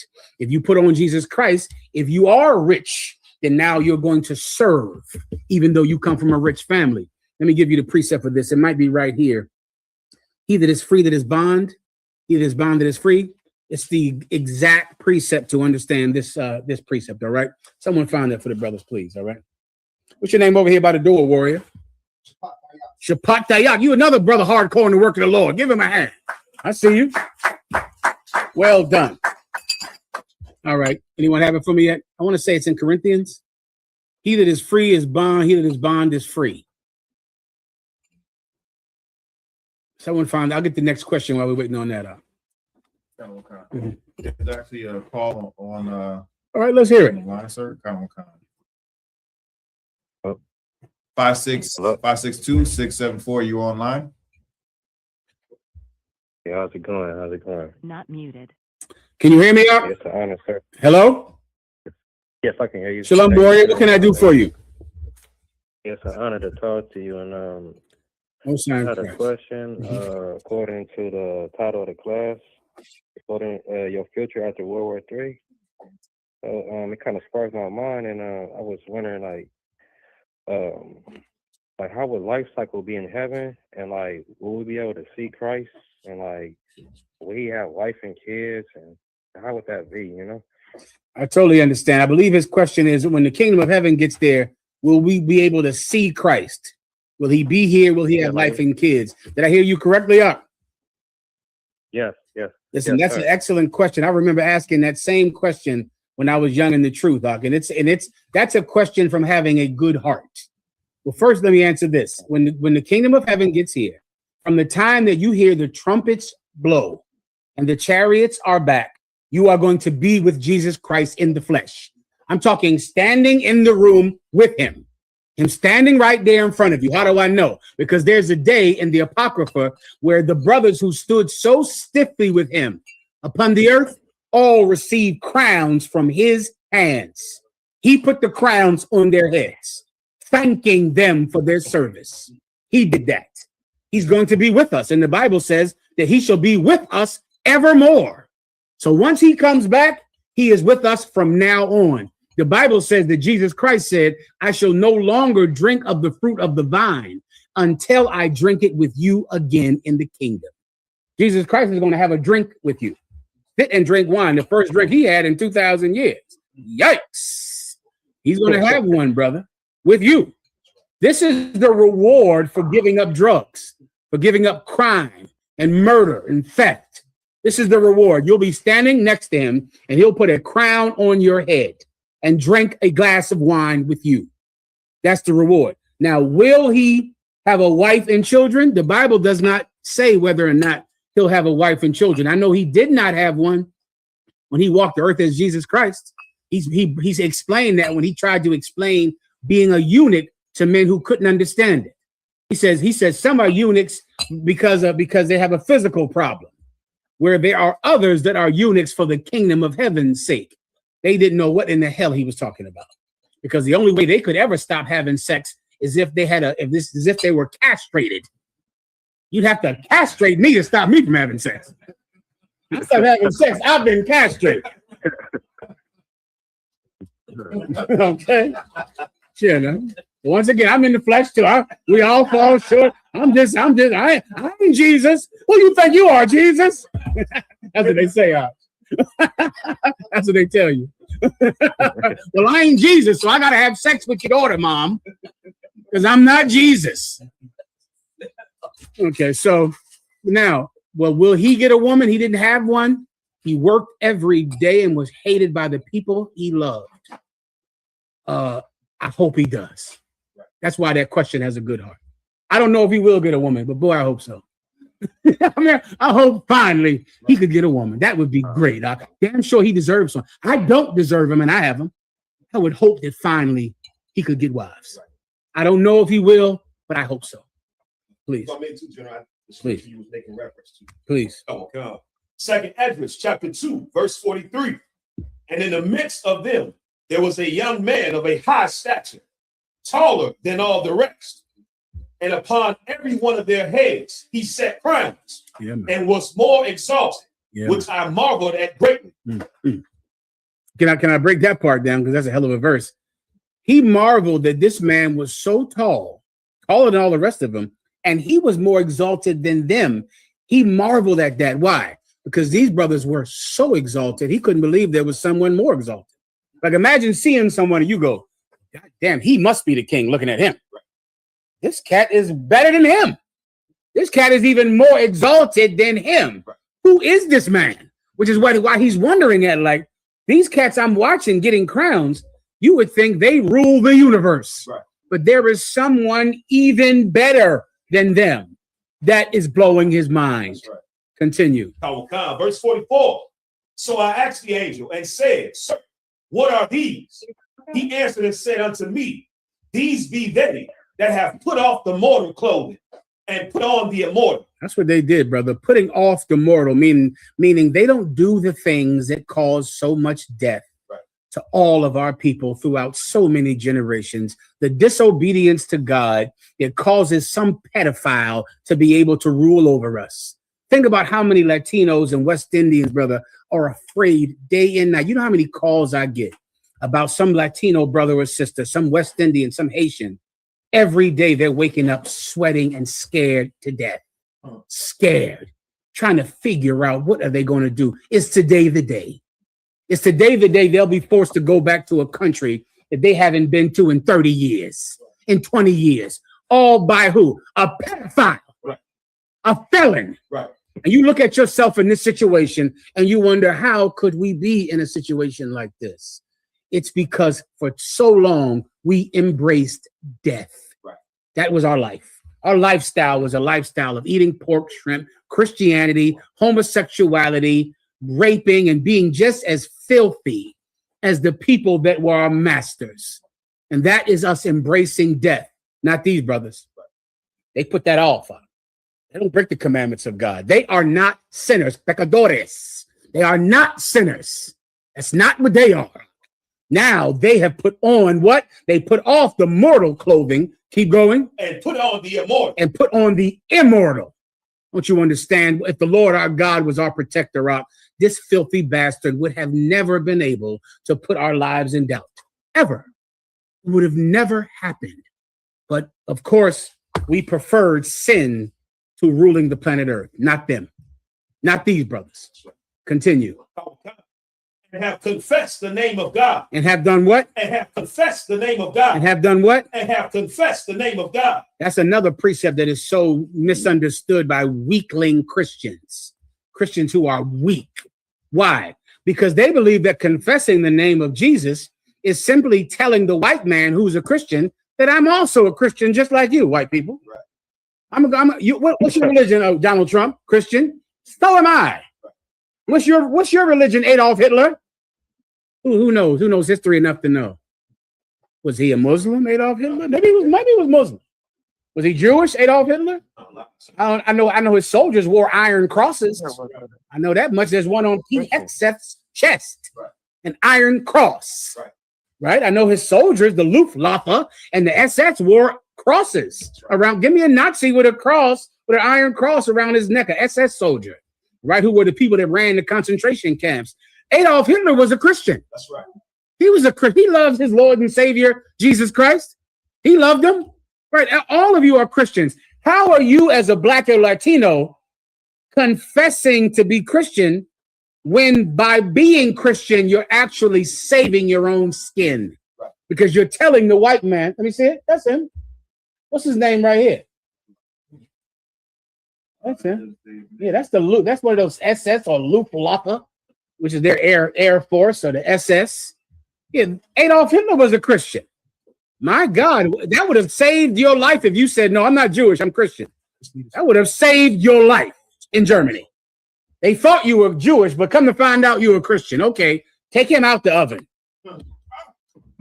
So now, how is it a confession? How is it a confession when the man in power is a Christian? Because that confession is not what you're doing. You see, you're not worshiping the true Jesus Christ of the Bible. You're worshiping the same Jesus of the Luftwaffe and the SS and Adolf Hitler. Right. You're worshiping that same cross, that same Jesus. But these men, the Jesus Christ that they profess, that gets you killed to follow him. You understand? You brothers, you brothers are troopers now. You probably are in the thick of it right now. How does your family feel about you being in the school? You got good families that don't mind? Listen, that's a blessing. Go ahead. I really don't talk to the ones that I guess mind, so I don't know. You're a wise man. Give yourself a hand. Well done. Then let it un applauso. Good job. How about you, trooper? Salaki, sir. Mixed reviews. I hear that. Well said. Give him a hand. Mixed reviews. Well said. Yes, yeah. Let me tell you, many brothers are to come in the truth. They lose their families. They lose their wife. They lose their children. They lose their friends. I mean, everyone is scared to death of you. If you walk into a room, they're terrified. The minute you walk into a room, to tell anyone that you're with the true Jesus Christ, it's a confession because it puts your life in danger to associate yourself with the true Jesus. Now, if you want to be with that white Jesus, Adolf Hitler is too. Donald Trump is. Everyone is. It's not a confession. It's really a submission. It's an act of submission to say you're a Christian because it's telling everyone, I'm a good boy. I'm one of the good ones. You don't have to worry about me. I'm Catholic. I'm Christian. And everyone will know you're a bootlicker and they don't have to worry about you anymore. But to actually follow the Jesus Christ of the Bible, it's a confession. It puts your life in danger. These men put their lives in danger because they followed the true Jesus Christ of the Bible. That's right. If there's any more, please read it. Oh, okay.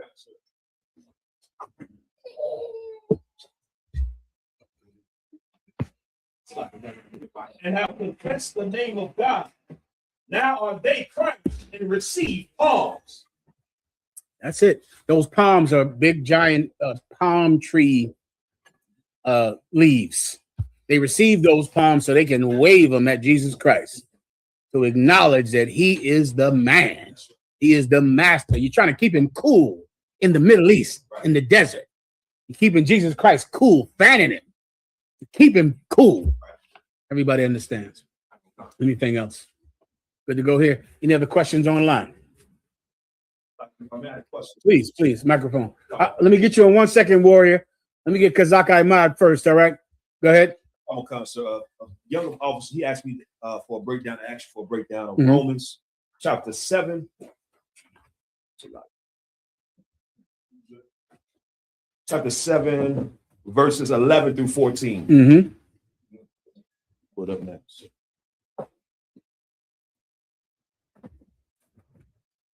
Romans chapter 7, verse 11. For sin, taking occasion by the commandment, deceived me, and by it slew me. Wherefore the law is holy, and the commandment holy, and just, and good.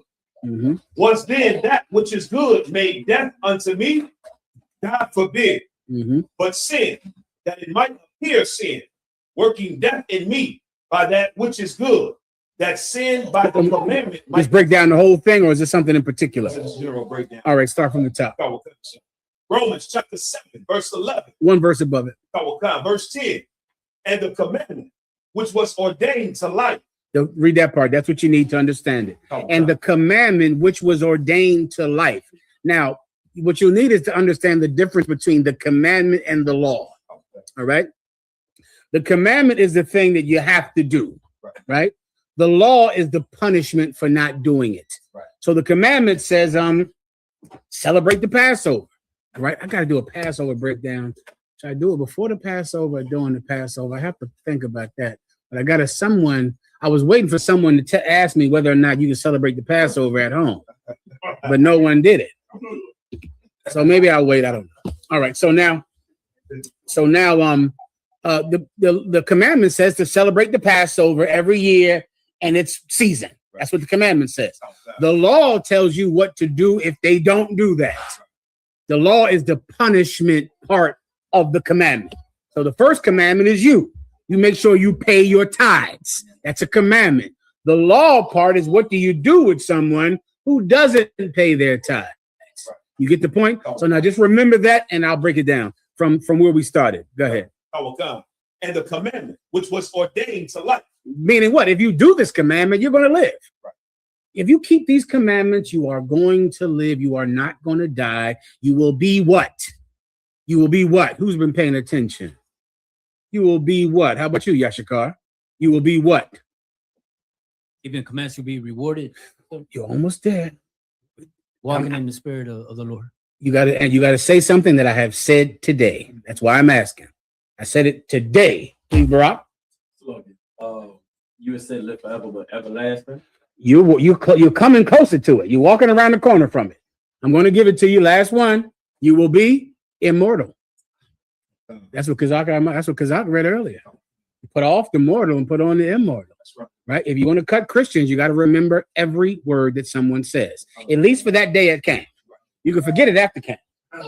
Right? But at camp, let no one say a thing.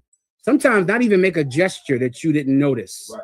You notice everything. You hear everything. Christians are giving you what you need to cut them in what they say and when they talk. So you want to just pay such attention that you can say, what'd you say? Say that again. And then right there, they know it's over. Oh, you get the point, right? Right? Immortal. That's what you're going to be. Immortal. You keep the commandments, you'll never die. Your enemies will die. They'll die. They'll die in their sleep. You're so worried about Donald Trump. Donald Trump is an 90-year-old man. Can you imagine the fear that's on the planet Earth in the Middle East, in Great Britain? Over 100-year-old man with splotches and sores all over his goddamn neck. That is how much all of us sin. We're all sinners then. Because you telling me that we're going to lose sleep. 1 second. Give me some break. Everything all right? Look.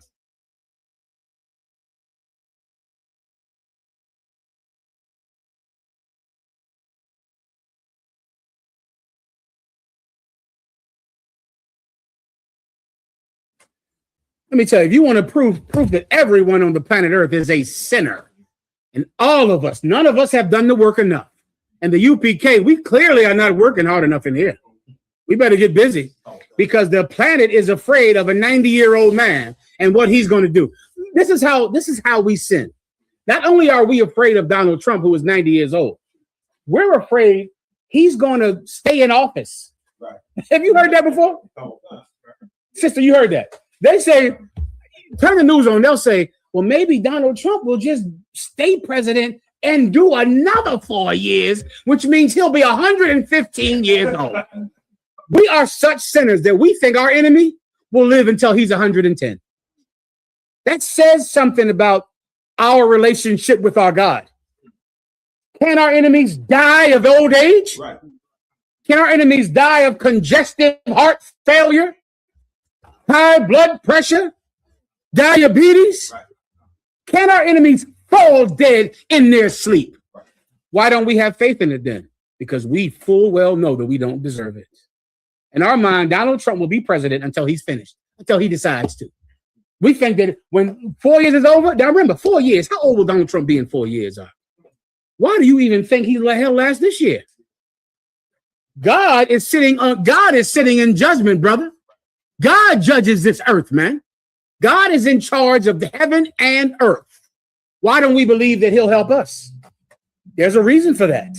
Because we know we have not put off the mortal and put on the immortal. We know we are not doing enough. Right. We know it. So we think, well, Donald Trump will just be president until he's 127 years old, and he'll just get to hurt us until he's done. Right. Keep going. Oh, thank you, sir. I found to be unto death. Mm-hmm. For sin. I'm sorry, you better skip above it. Go right back to where you were. And the commandment, which was ordained to life, I found to be unto death. These same commandments that were supposed to make me live, I found them to be unto death. Why? Simple answer, I didn't do them. I didn't keep the commandments. So now I'm afraid that a 100-year-old man will live another 8 years. because I'm terrified of the future because I deserve no blessing from God. Right. And deep down, I know it. I know it deep down. Continue. Come. For sin, taking occasion by the commandment. For sin, what is sin? Sin is the transgression of the law of God. That's in the book of 1 John, young brothers. That's what sin is. For sin took an occasion. Keep going. Deceive me. For sin took an occasion. It's like by the commandment. By the commandment. Sin took an occasion, meaning what? I was seduced. That's what occasion means.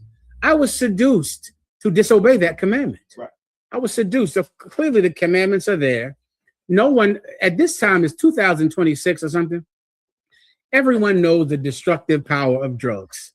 Who doesn't know? My God. Right. Everyone knows.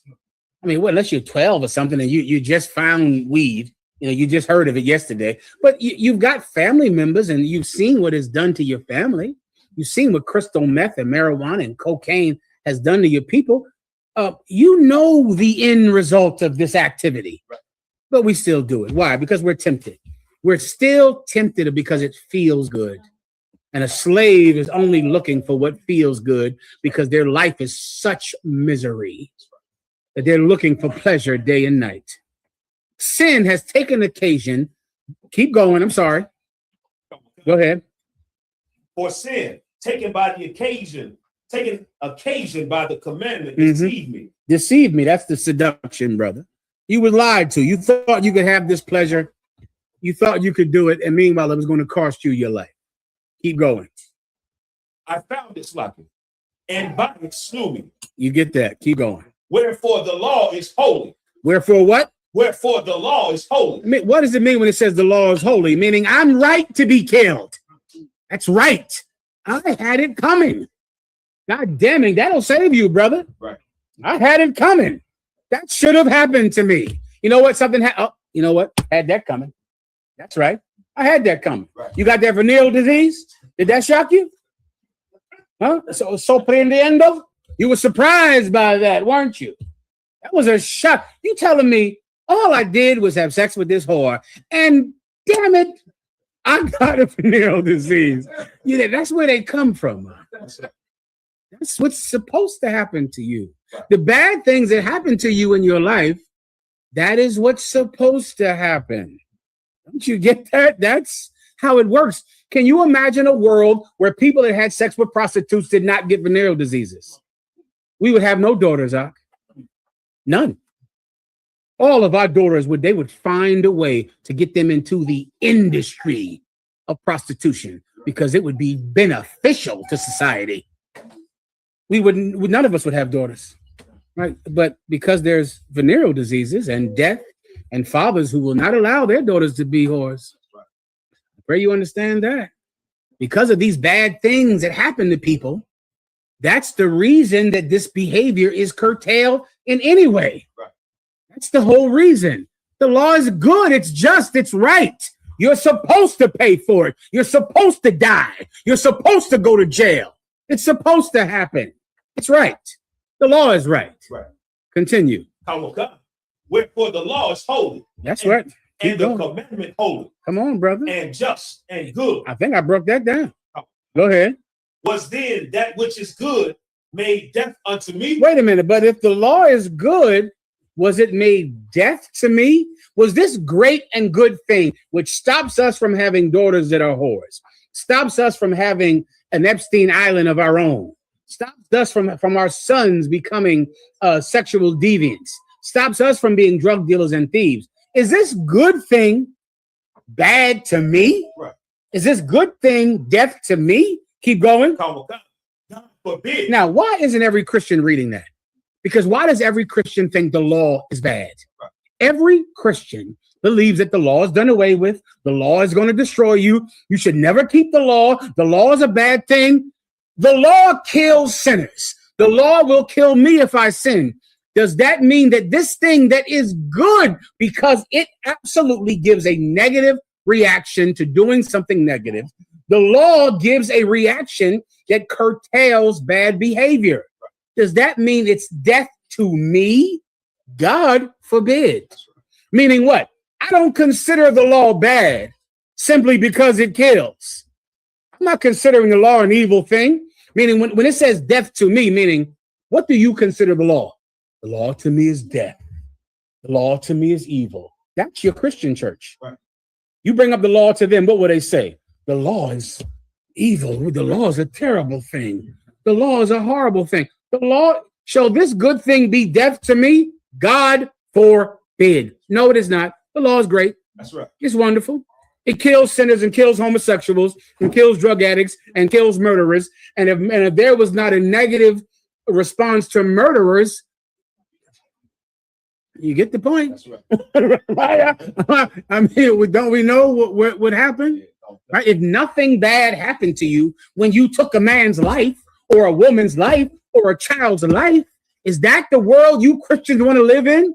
Where there is no law, where there is no negative repercussion? You want a world with no repercussions, you Christians. You want a world where you can murder children, murder women, murder innocent men, and nothing happens?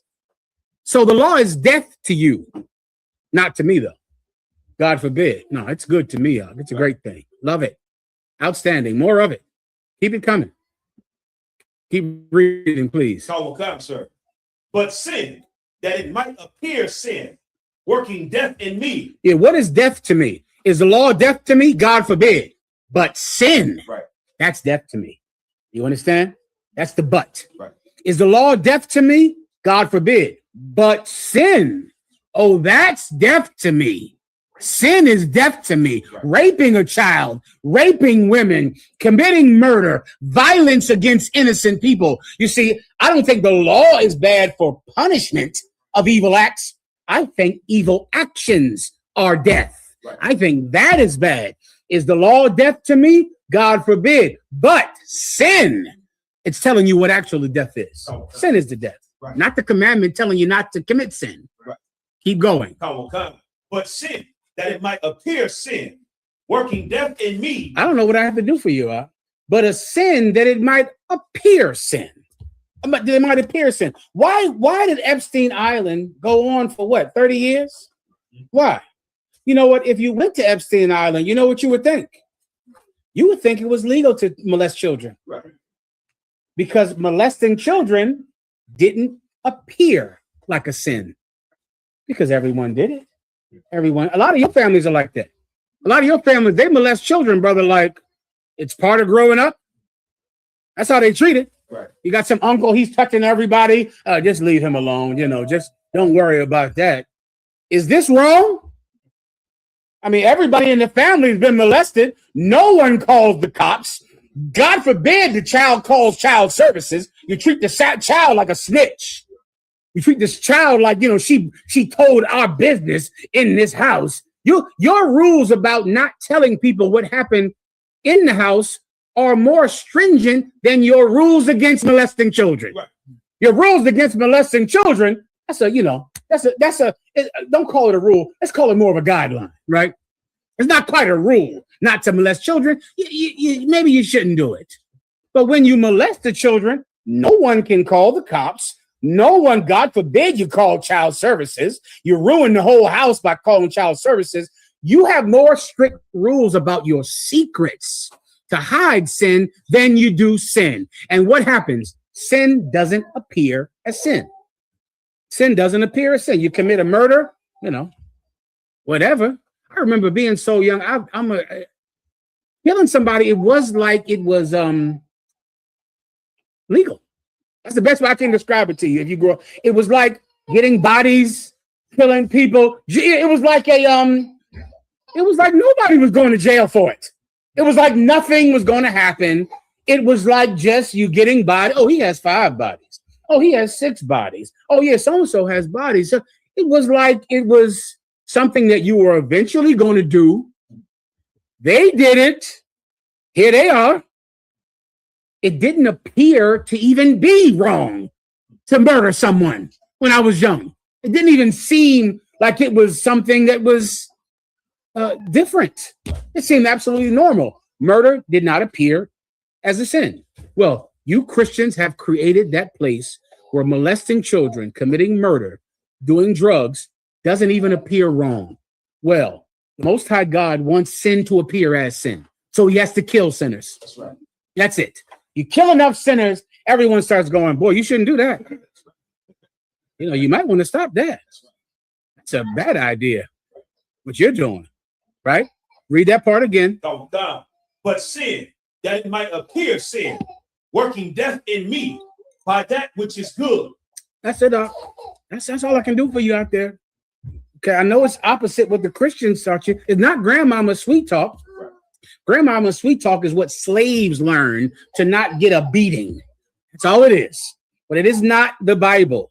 The Bible is teaching you to be an independent nation, to be a nation that can govern yourself, have your own morality, and keep your own bodies in check. That's what the Bible is doing. You could govern yourself with this book. You wouldn't need police. The UPK doesn't need police. We police ourselves. We are a what? Law unto ourselves in here. I just recently kicked some whore out of school in North Carolina. I don't know if I told you.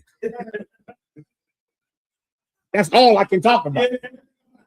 I really can't talk about nothing else.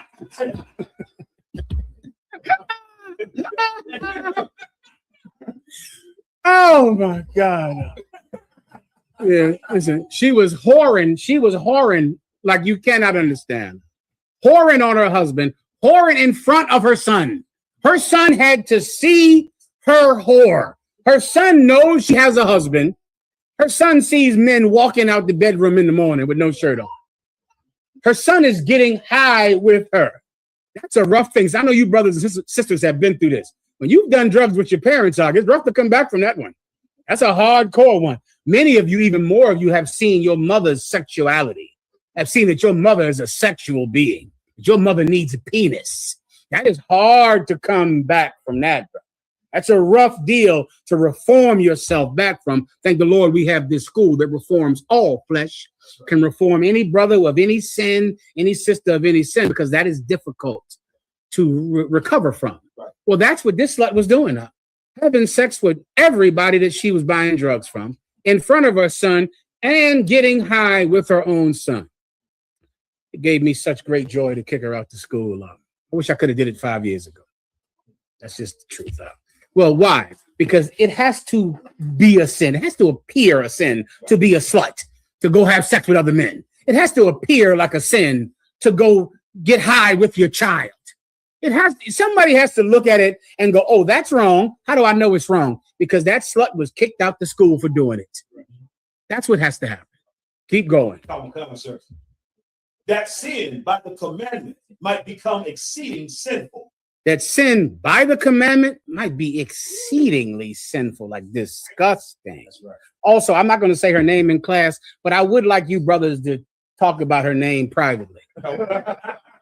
So I'm not going to say it here. But y'all know who I'm talking about. Now, I would like y'all to do that for me, all right? All right, go ahead. We good here? Okay, go ahead. Verse 14. For we know that the law is spiritual. We know the law is spiritual, brother. Keep going. But I am carnal. Let me tell you, so that law is spiritual. It is righteous. The law doesn't have any allowances for all of your failings and weaknesses and all of your lust and demons that you like, right? You're carnal. The law is not. What does that tell you? The law is not going to care about you, what your preferences and about what you want and how you think things should be. The law is not that. You want allowance for your carnality. You're carnal, but the law is spiritual, brother. The law is spiritual. Keep going. For we know that the law is spiritual, but I am carnal, sold under sin. Sold unto sin. That's who you are. Sold unto sin. David said, in sin did my mother conceive me. In sin did she raise me up. You've been trained to do these things your entire life. That's all you know. Do you want to be something better? Do you want to be different? Here's your chance. Right. Here's your chance. Anything else? That's it, sir. Most on Christ. Any other questions? Please, Barack, come on. Please, Kobo Ultra Vase, please. One more time. Whoever has me. Salaki, go ahead. Ultra Vase. Go ahead. So just similar a little bit on the topic. Mhm. I've heard it throughout the years, heard it for a long time. What would you say is the proper response You know, Christians in Wait, the world, chaser and this one they have an straight liquor in the other. it's like a famous phrase where they Here, but I absolutely want this. it's like a famous phrase that Christians in the world commonly ask, why do bad things happen to good people? I've responded to it sometimes, you know, throughout the years. And then, but of course, they'll wonder, okay, what about a 3-year-old that was innocent bystander that caught a bullet? You know, something where they couldn't connect the dots of why, okay, something like this, they didn't do nothing. And just I guess a perfect response to somebody that would ask the question, why do bad things happen to good people? Okay, anyone that thinks that bad things are happening to good people are looking for a reason to blame God for something that's their fault. Right. Because if good things are happening, if bad things are happening to good people, then God is unjust, which is the point. The point of, damn it, I'm such a good person, and yet these bad things keep happening to me. You know, I never do nothing wrong to nobody, but these things keep happening to me. Why does this keep happening? Meaning, God is wrong. God is unjust. God is doing this to me, and God is making a mistake because I do not deserve this. Now, if I believe that, then I will. Just give me the logical. Bad things happen to me, and I'm a good person. I don't deserve for anything bad to happen to me, and it still happened to me, which means God was wrong, which means what? Barack? It's like a logic test. Just okay, and this is important in the battle. Every person that battles you and then they make a point, there is a purpose for this point, meaning there's a conclusion. If they're right, then there's a conclusion that they are trying to make. The conclusion is really where the battle is, not in the question. The conclusion. I'm a good person and bad things are happening to me. Bad things happen to a 3-year-old, gracias, to a 3-year-old baby who did nothing. Which would mean what? I did nothing. Say again? What you mean I did nothing in their eyes? I'm sorry. What you mean that I did nothing? I did nothing. The baby did nothing. I did nothing, which would mean the conclusion would be what? It's somebody else's fault? Well, if nobody did anything, then there's only one conclusion. Bad things happening to good people. Bad things happening to a baby. There's only one conclusion. Give Kazaka Ahmad a shot. Go ahead. Okay. Is it God is wrong, so I don't have to follow God? That's it. Give him a hand. That's it.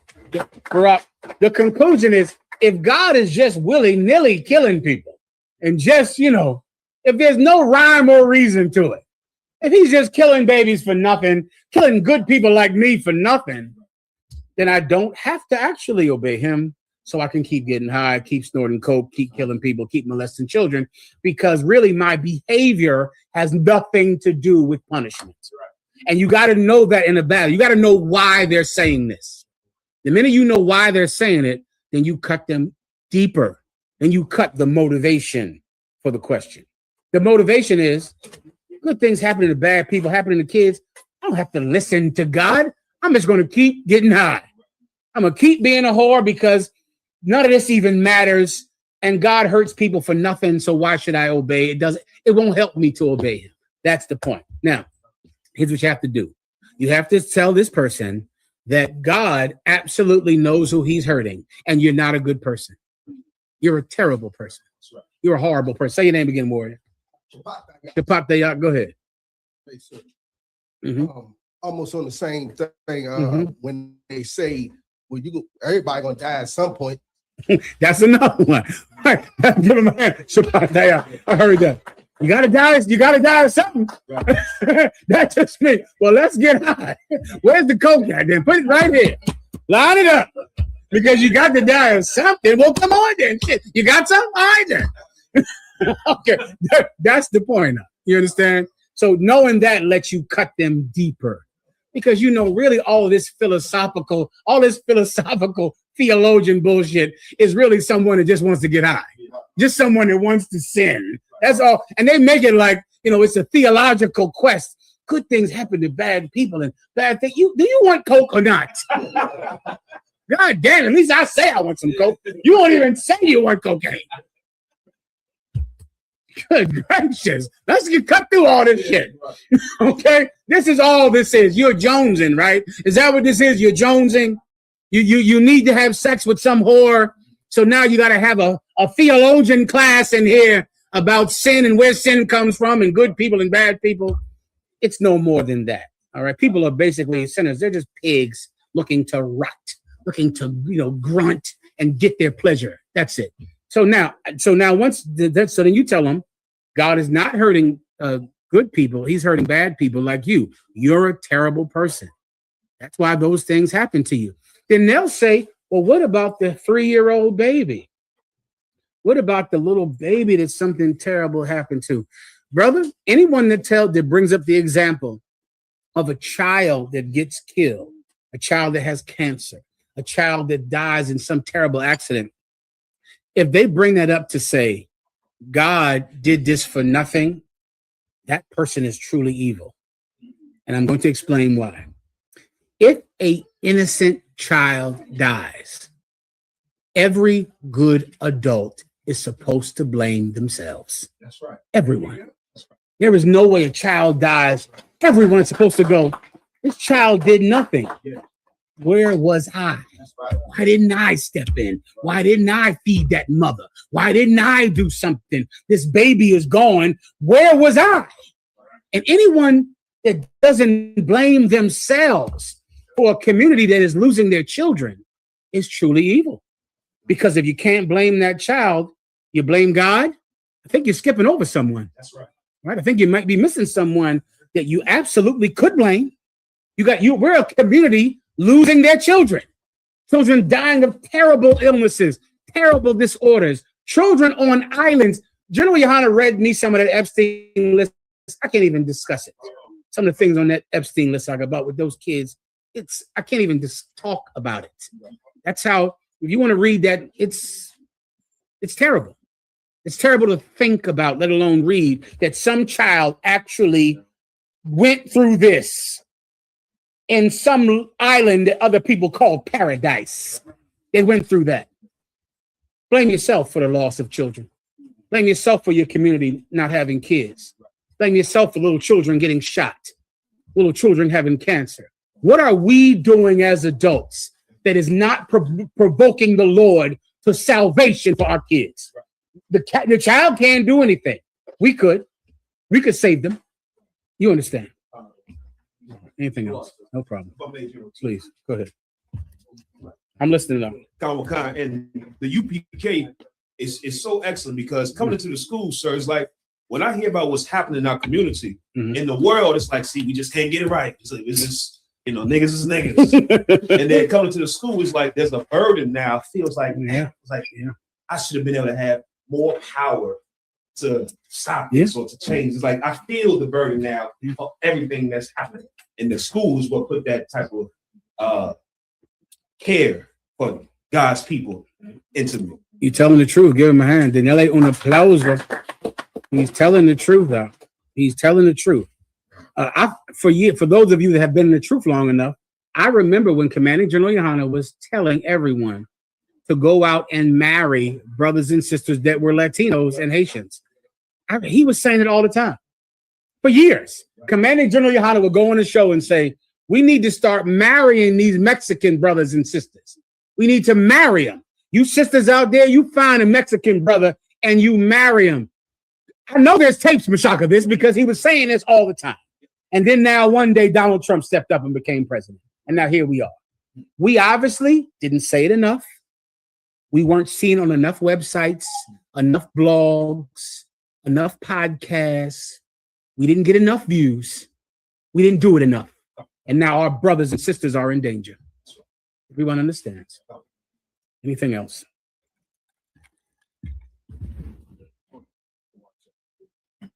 It's from Lil 38 TMC. It says, Slakia, sir. Slakia, was Shem so old that he knew Abraham, Isaac, and Ibar? Yeah, Shem was no older than his lifespan was the same as everybody else's. I don't recall how old he was, but Ibar, he wasn't. He was not around when this is generations. That's a long time in between those cats. You just read the names. If he was their father, then he was around when they were around. But if he was their great great grandfather, then he wasn't around. So just when you look at the lineage of Ibar or Hebrew all the way to Jacob. If there's a lot of men in between, then they were not around. Because it's like saying you were around when your great-great-great-grandfather was around. You weren't. You were around for your father, maybe a grandfather, and that's usually that. And that's the same way it was in the Bible. All right? Go ahead. This from Yosef the Ark. It says, Slack Journal, if I may, how did that bread from Monday come out? Why did he bring that up? I thought I posted. I meant to post a picture of my bread. Well, I'll post it at the end of class today. Not good, warrior. Let me tell you, I put that bread in the oven about 4 or 5 hours after class. I did everything they told me to do. So I thought. I put it in the oven and it came out looking like it came from France. I mean, that thing was beautiful. It was a cranberry loaf, Kubar, with cranberries in it. I cut it in the middle open. It had a liquid core. I said, how in the hell? Brother, in my wrath, I tore it to shreds and threw it in the trash. I just had a fit. I said, motherfucker, shut up. Threw the shit in the trash. My rib looking at me, why are you doing that? Mind your fucking thing. I'm gonna tear this, bro. I was so angry. But I am undeterred, General Cabal.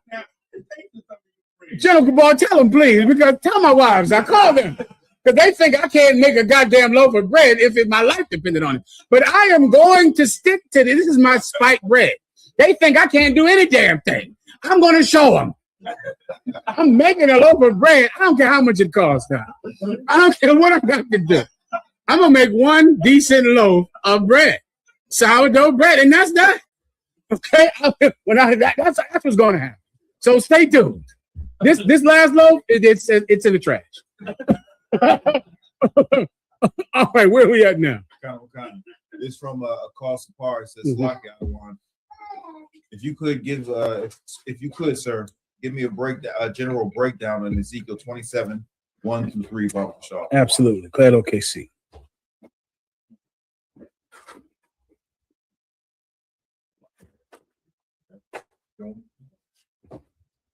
This is Ezekiel chapter 27 and verse 1. Mm-hmm. The word of the Lord came again unto me, saying, Now, thou son of man, take up a lamentation for Tyrus, and say unto Tyrus, O thou that art situate at the entry of the sea, which art a merchant. Let me break it down from now. This is a one verse or more than one verse? 1 through 3. When it says take up a lamentation, lamentation means sadness. So he's saying, now go tell Tyrus something that is miserable.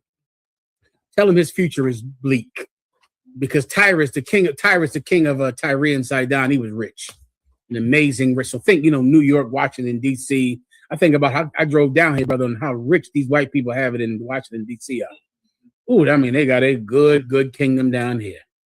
Rich, unbelievably rich. That's how Tyre and Sidon were. They were just so rich, and his king was rich. And now I'm going to tell him what his future is, and he's not going to want to hear it. Keep going. Okay. Verse 3. And say unto Tyrus, O thou that art situate at the entry of the sea. O thou that art situate at the entry of the sea. That's a port, which is what makes cities rich. And in times past, Venice was rich. Venice was an amazing rich place because they had ports. Athens, if a place has an outlet into the sea, where you can be on the sea and pull a boat up right to this place, and you can bring silk and gold and everything to this place. Well, Tyre and Sidon were like that. It was a rich city because of its ports. Keep going. Which are a merchant of the people for many isles. Which is the merchant of the people for many islands. All of these islands could come. Think of America, brother. Think of the port at Long Beach and in New York. And my God, what's what they got going around here? They got all the boats can come down here. Down by the wharf. Yeah. Baltimore, that Baltimore place was insane. Is it gone now? All right, man. Baltimore, my that's why so much heroin came in. Because of that port in Baltimore, brother.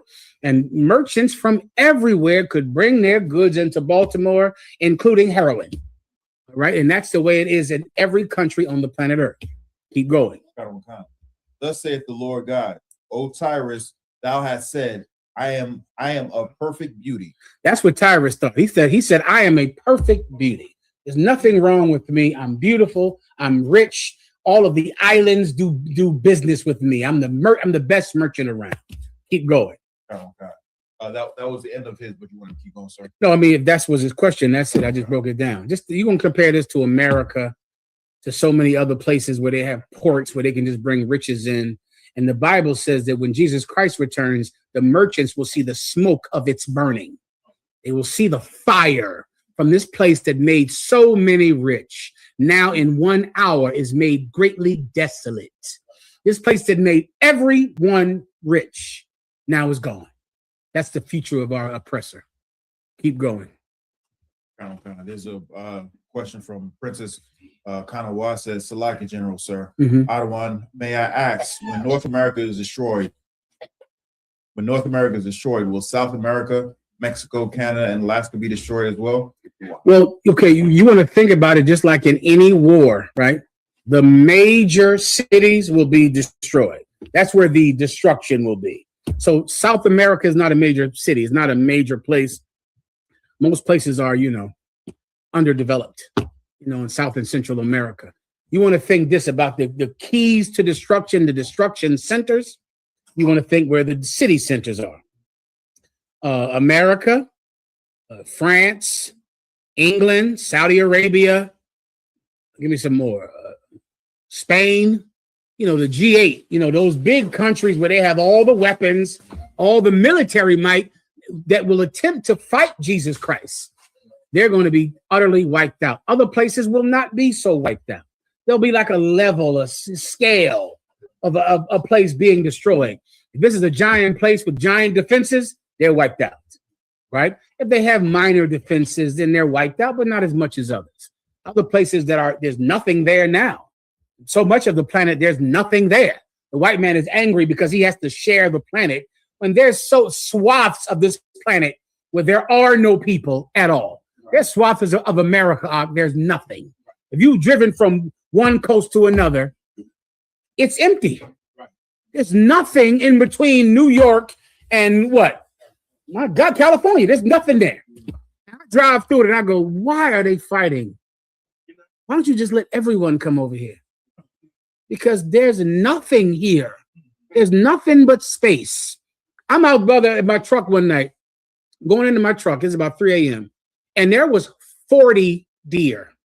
Now, I'm giving you 40 just as I'm guessing. It was so many deer right outside my truck. I couldn't believe it. And they went and ran across. And I said, the white man doesn't want immigrants to come here from Mexico. Do you know what that means, Ak? If deer, you ever drive down the street and there are deer in the road dead? You know that means these deer are everywhere because there's no people. So when you're driving down the street, there's dead deer up and down the road. I counted one day 20 deer driving somewhere. It was a half an hour drive. And there was 20 dead deer, which means there's more land for deer than people. Deer are thriving out there. Thriving. How do you know? They're dead up and down. They're trying to cross the goddamn street. And they're dead. There's no people. So what happens? Deer everywhere. Deer, bears, and everywhere because there are no people anywhere. So the deer population is just too goddamn many deer. Up and down the road, dead. We could let some Mexicans come over here. They could live there. They could live where the deer are, couldn't they? They could live right there, build a house right there, or else what? You'd rather the deer live there? That's what you prefer? Anyway, everybody gets the point. The white man is the devil, and there is no reason for all of this conflict other than hatred. Anything else? Go ahead. Whoever was reading, go ahead. There's a question from Rashad says, Salaki Alawak, can you Can you break down Ecclesiasticus 28, 24 through 26? Absolutely. Claro que sí. No problem. There's Ecclesiasticus chapter 28 and verse 24. Look that thou hedge thy possession about with thorns, and bind up thy silver and gold, and weigh thy words in a balance, and make a door and bar for thy mouth. Beware thou slide not by it. Go two verses above this one. Verse 22. It shall not have. Also, let me know when to wrap it. All right, Aki. Go ahead. Verse 22. It shall not have rule over them that fear God, neither shall they be burnt with the flame thereof. Such as forsake the Lord shall fall into it, and it shall burn in them, and not be quenched. It shall be set upon them as a lion, and devour them as a leopard. Keep going. Look that thou hedge thy possession about. What's your possession? We just read it above it just now. The Bible is saying to protect your possession. Put thorns around it. Keep it. Your possession is the truth. The truth that you keep in here. You keep it in here. They're trying to steal it from you. That's what they want. They want to take it from you. They want oppression and worry and pain and suffering to snatch the truth out of your heart. Bind it with thorns. Protect it. That's your possession. Don't let anyone steal it from you because they want to. Please believe me, the people in the world that you escaped who are dying, they want you back. They are desperate to get you back every day. The worst thing for people in the world to have is a survivor. They don't want you surviving up. They don't want to look at you and go, well, he stopped coming around. He stopped hanging around. Now he's doing better than us. They don't like that, God. They don't like that. They want you with them dying, being with them so they don't ever have to feel bad because your success would highlight their failure. So they don't want you. They don't want to say, well, yeah, he stopped coming around. He don't get high anymore. What happened to him? Oh, man, he this and that and everything else. He's officer of 5,000 now. He's on a video with 2 million hits. That's who he is after he left us. They don't want that. So they have to steal it from you to get you to come back to them so that you'll never succeed, so they never feel like they're failures. So what do? You bind it up with thorns so no one can touch it. Keep going. And bind up thy silver and gold. And bind up your silver and gold. What's your silver and gold? The truth. This is your treasure, the precious thing to you that everyone is trying to take every day. If you're some brother, some woman out there you're in love with in the world, she wants to steal it from you all. She's hoping she can do it because Lord knows you have to do everything you need to do to please her. You must do it. You have to. Sometimes your children are trying to steal it from you. Your kids. Why? Because your kids want Christmas and daddy, my stepdaddy said he would buy me a bike.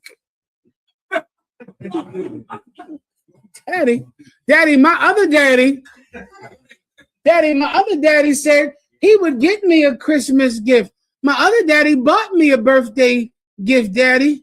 My other daddy, does he love me more than you, Daddy? My other daddy? Listen, bitch. That's your only daddy now.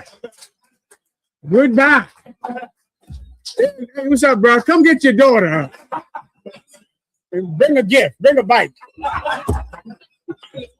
Let her ride home on that fucking bike you got. I'm not giving it up. Just so you understand. I'll give up a child, but not the truth.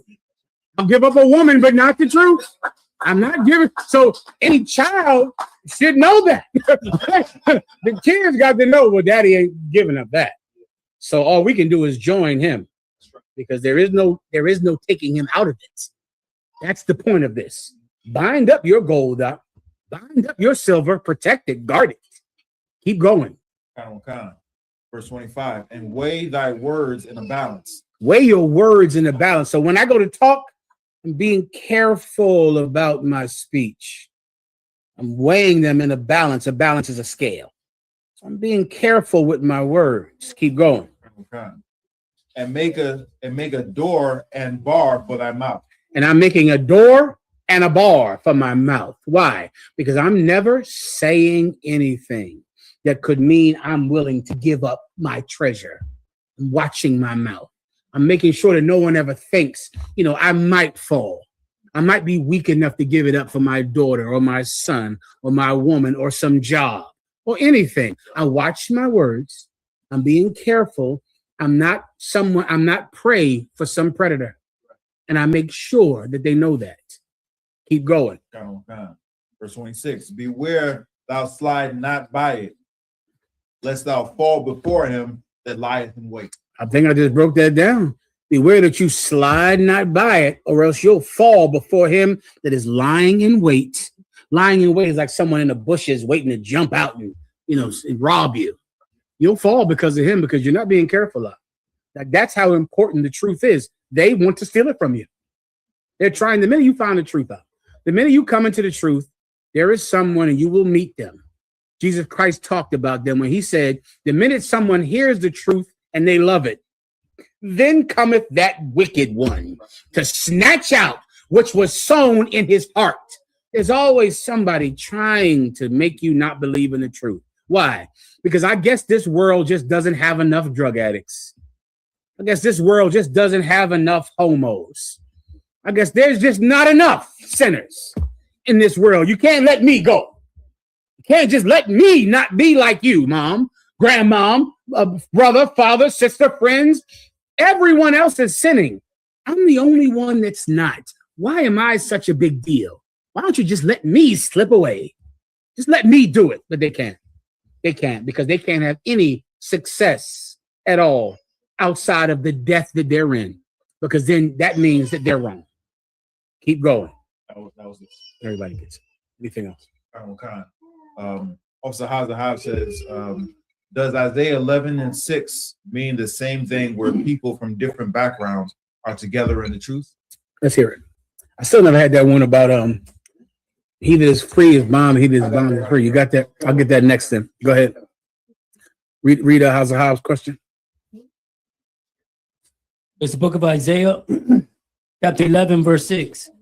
The wolf shall dwell with the lamb. Yeah. And the leopard shall lay down with the kid. That's it. That's an exact precept to the one we read earlier. Right. The truth is that place where the leopard or the lion lays down with the lamb. The people that were the drug dealers are coming together with the drug addicts in here. The people that were robbed are coming together with the thief in here. The people that were the villains are coming together with the victims in here. And we're putting that to the side, and we're now putting on Jesus Christ. So now the person that was so weak that they would be robbed, that they would be stolen from, now they're being pushed into manhood. Now they're aggressive. There are brothers in this school also that in the world, they were pushovers. There were people that everyone picked on, everyone laughed at, everyone thought was a joke in high school. They were bullied in high school. They are not bullied anymore. Oh, in here, they become animals in here. Your friends will see you from high school later on. They won't recognize you. They'll say, God damn, I used to bully you in high school. Try it now. Yeah, they won't. And then there's the bully from high school. It victimized people all because his father was doing it to him. Or more than likely, his mother was his first bully. There's tons of people like that where your mother is your bully. You go to school trying to regain your manhood by beating up people and hurting people in school. Now you come in here and you're a hero to the weak. Now you protect people in here. The lion shall lay down with the lamb. That's what this precept is about. All right. Go ahead, Kazak, read that one you have. Come on, sir. 1 Corinthians chapter 12. Microphone, please. What? Verse 12. For as the body is one and has many members, and all the members of that one body, being many, so one body. a body has many members. Your members are like your digits, your fingers, and your toes, and your feet, and your eyes, and your ears. A body has many different members. Keep going. I will come.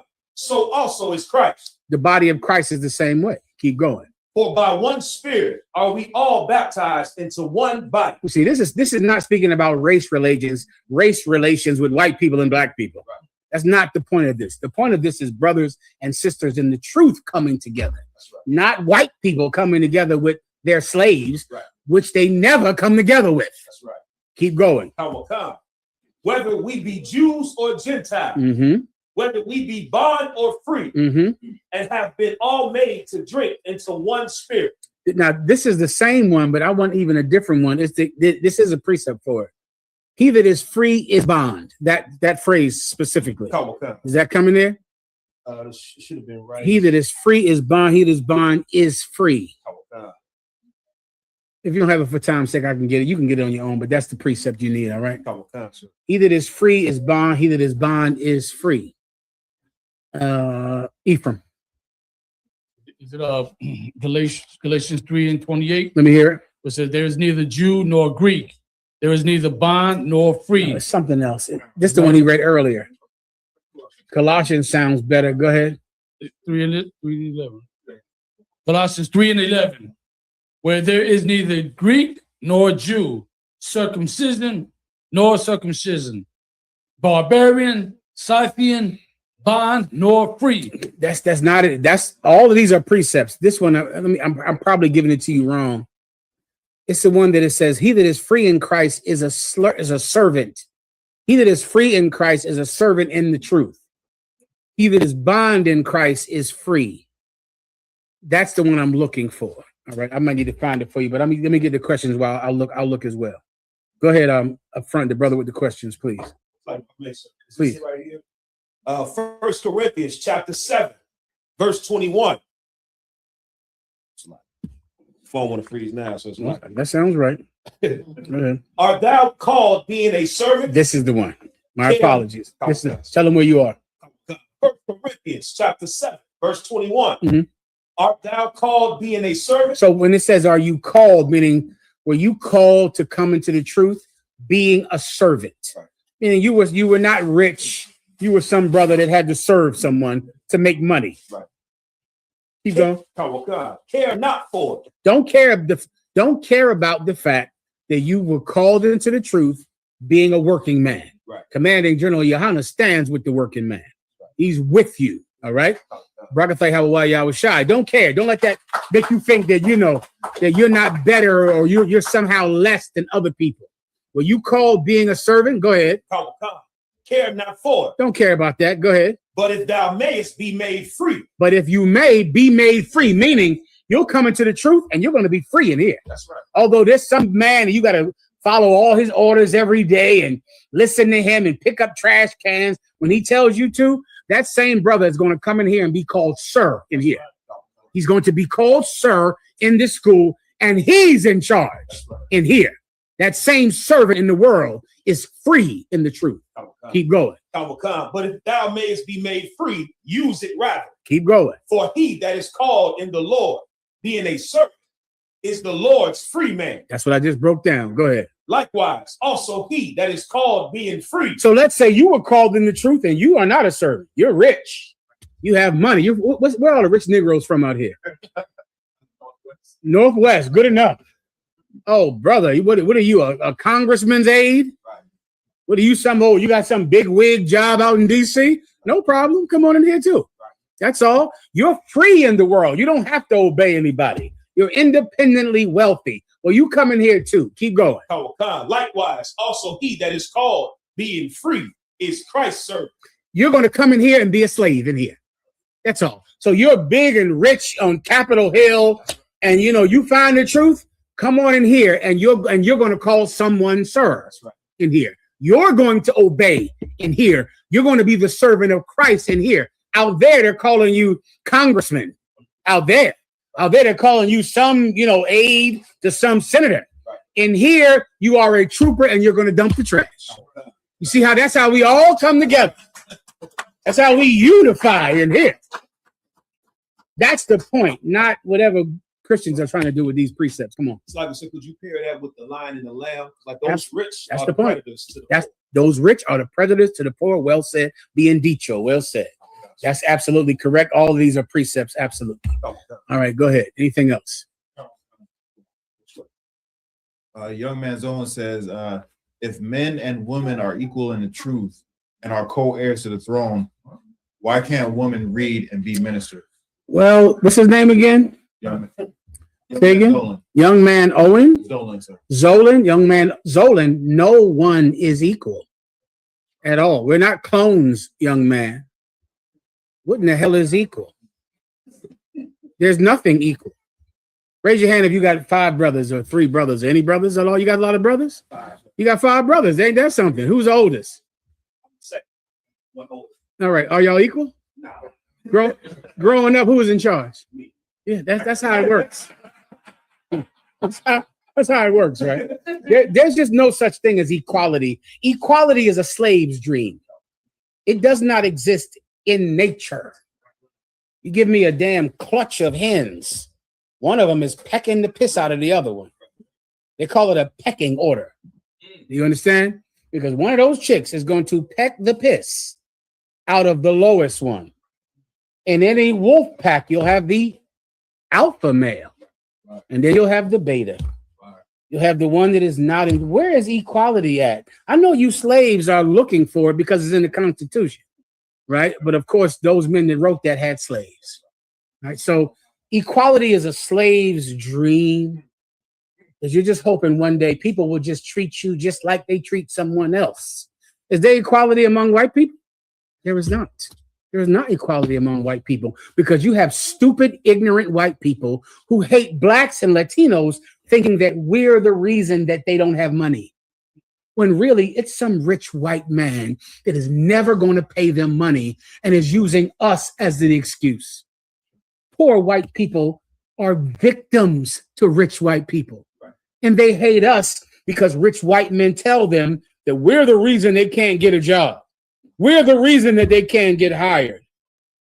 Rich white men have been doing this before Mexicans ever got here. Before slaves were ever here, they oppressed you because you were Catholic or Protestant, or you were from this country or that country. You know how many people died over religion when they were all were white? They died because they were Protestants, or they were Catholics, or they were the Church of England, and they slaughtered them by the thousands.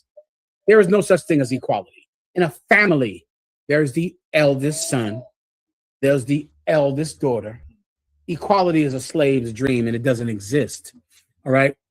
What the Bible says, the Bible does not say that men and women are equal.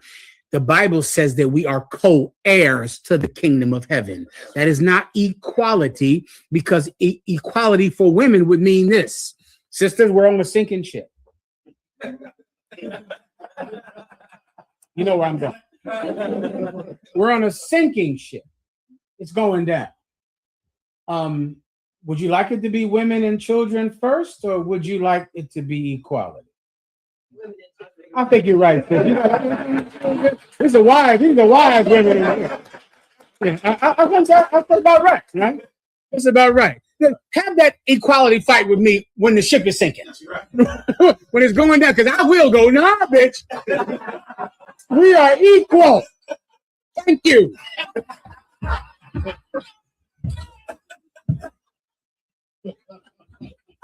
And then Commander General Yohana grabs me by the neck, pulls me off of the lifeboat, and then I'm standing there. Then I drown. Okay, so yeah, it doesn't help women to be equal with women, because being equal with women means they drown on the Titanic. That's what that would mean. They die in Iran. They die overseas because we're equals. So that means, I know you don't believe in this. Never put your hands on a woman. That is not equal. Equal means I can knock your teeth out of your head like I would any of theirs.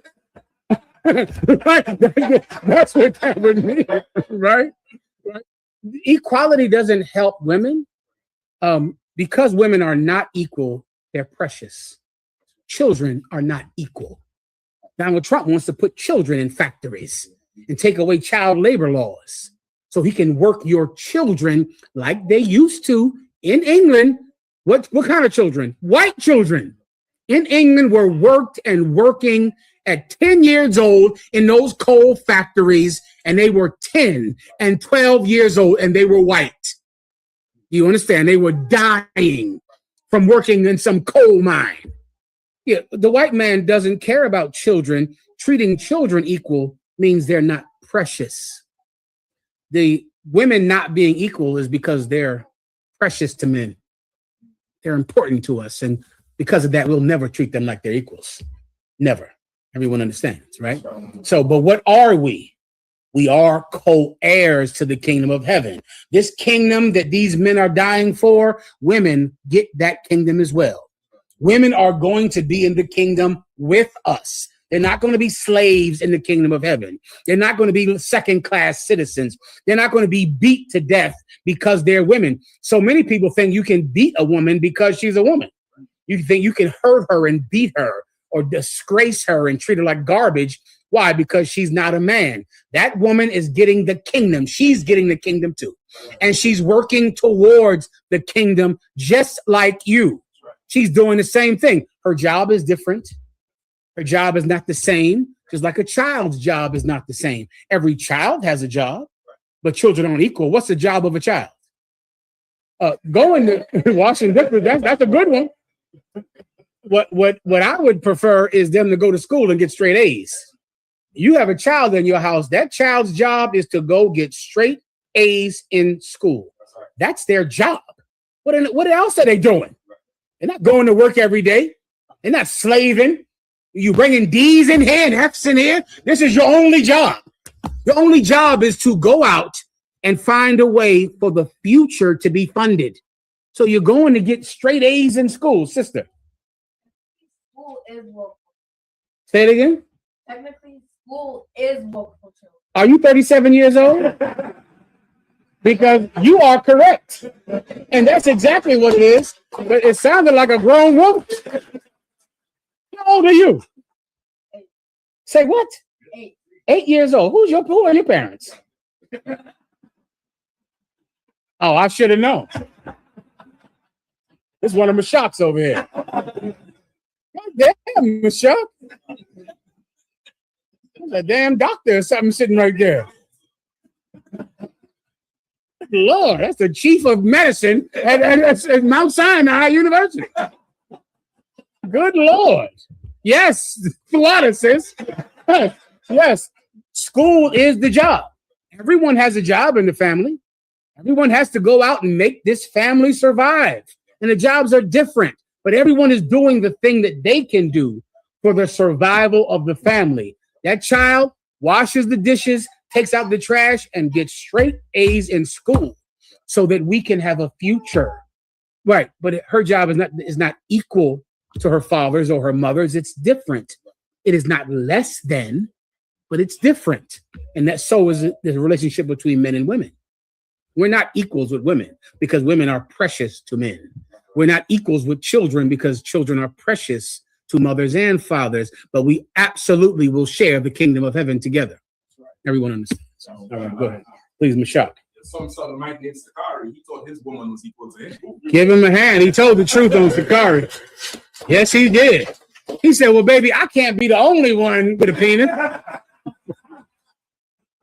He thought they was the co-heirs of a penis. He thought, well, baby, since I go into you, might as well, fair is fair. I might as well let you go ahead in the mix. Listen, that's incorrect. And you're doing your wife no favors. Like, imagine that poor girl, like, oh, Lord. There's that poor woman. I think about her like, you sure? You want me? All right, Sakari. Oh, have mercy. I got you. All right, Gorilla. All right, Gorilla. You say I gotta obey you. God, this is yeah. That's nothing for a woman. You're not helping her with that type of behavior. All right. Anything else? Real Jake says, Shalom, General. How long will we live in the kingdom? Will we have long lives like Noah and our forefathers? Yes, we're going to have long lives like Noah and our forefathers in the kingdom of heaven. You won't have, eternal life, forever and never die, because if you didn't die, then your children couldn't take over. But you're going to have long life, brother. Imagine life with no sickness, no illness, no acid rain. no cancer, no diabetes, no poisons in the food. My God, how long would you live? Read the Bible. A long time. That's for damn sure. So that's correct. Go ahead. Looking for another question. I believe that's also. Good to go. Mashak, where we at? Okay. We're doing something after this, right? Okay, just let me know. Any questions in the room? Good to go here? Up front, go ahead. It's from Malakma.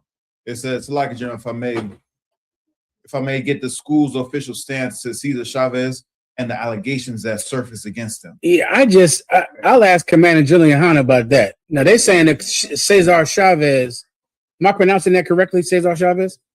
Cesar Chavez was a pedophile. And so now then they're going to cancel all of the celebrations that they had to honor him.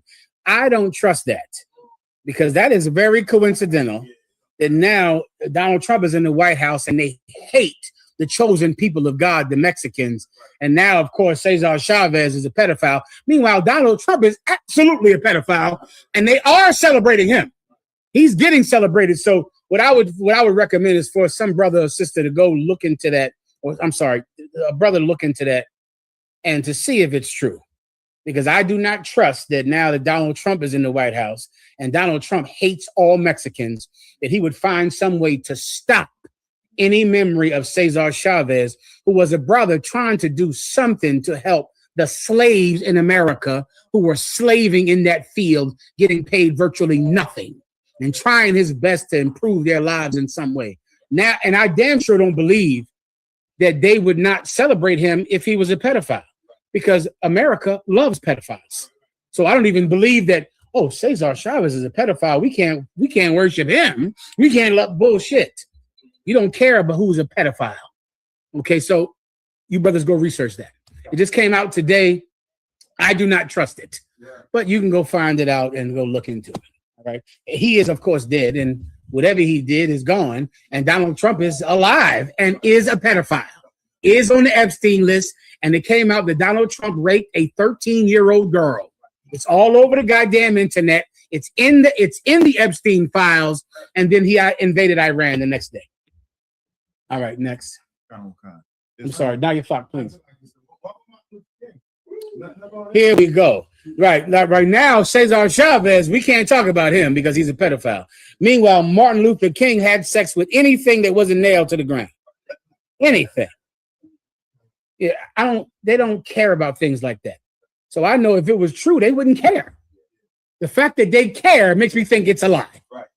You understand? But go look into it, all right? He's dead, so you can't go out and you can't hurt him. Or you can't put him in jail. You could put Donald Trump in jail, though. Right? But you can look into it, all right? Anything else? Oh, God. From Samora Sounds, says, Slaki, I have a question. Can sisters who are on their flower come into the school after class is over? After class is over, no. You could not come into the school because you make the school unclean. Because we have to operate the school every day, you couldn't come into the school after the school is closed because but within the time when Kubal, what's the time that a place is unclean? Is it 7 days or I think it's 7 days. You can look it up. It's some amount of time since that the building is unclean since you've been in there.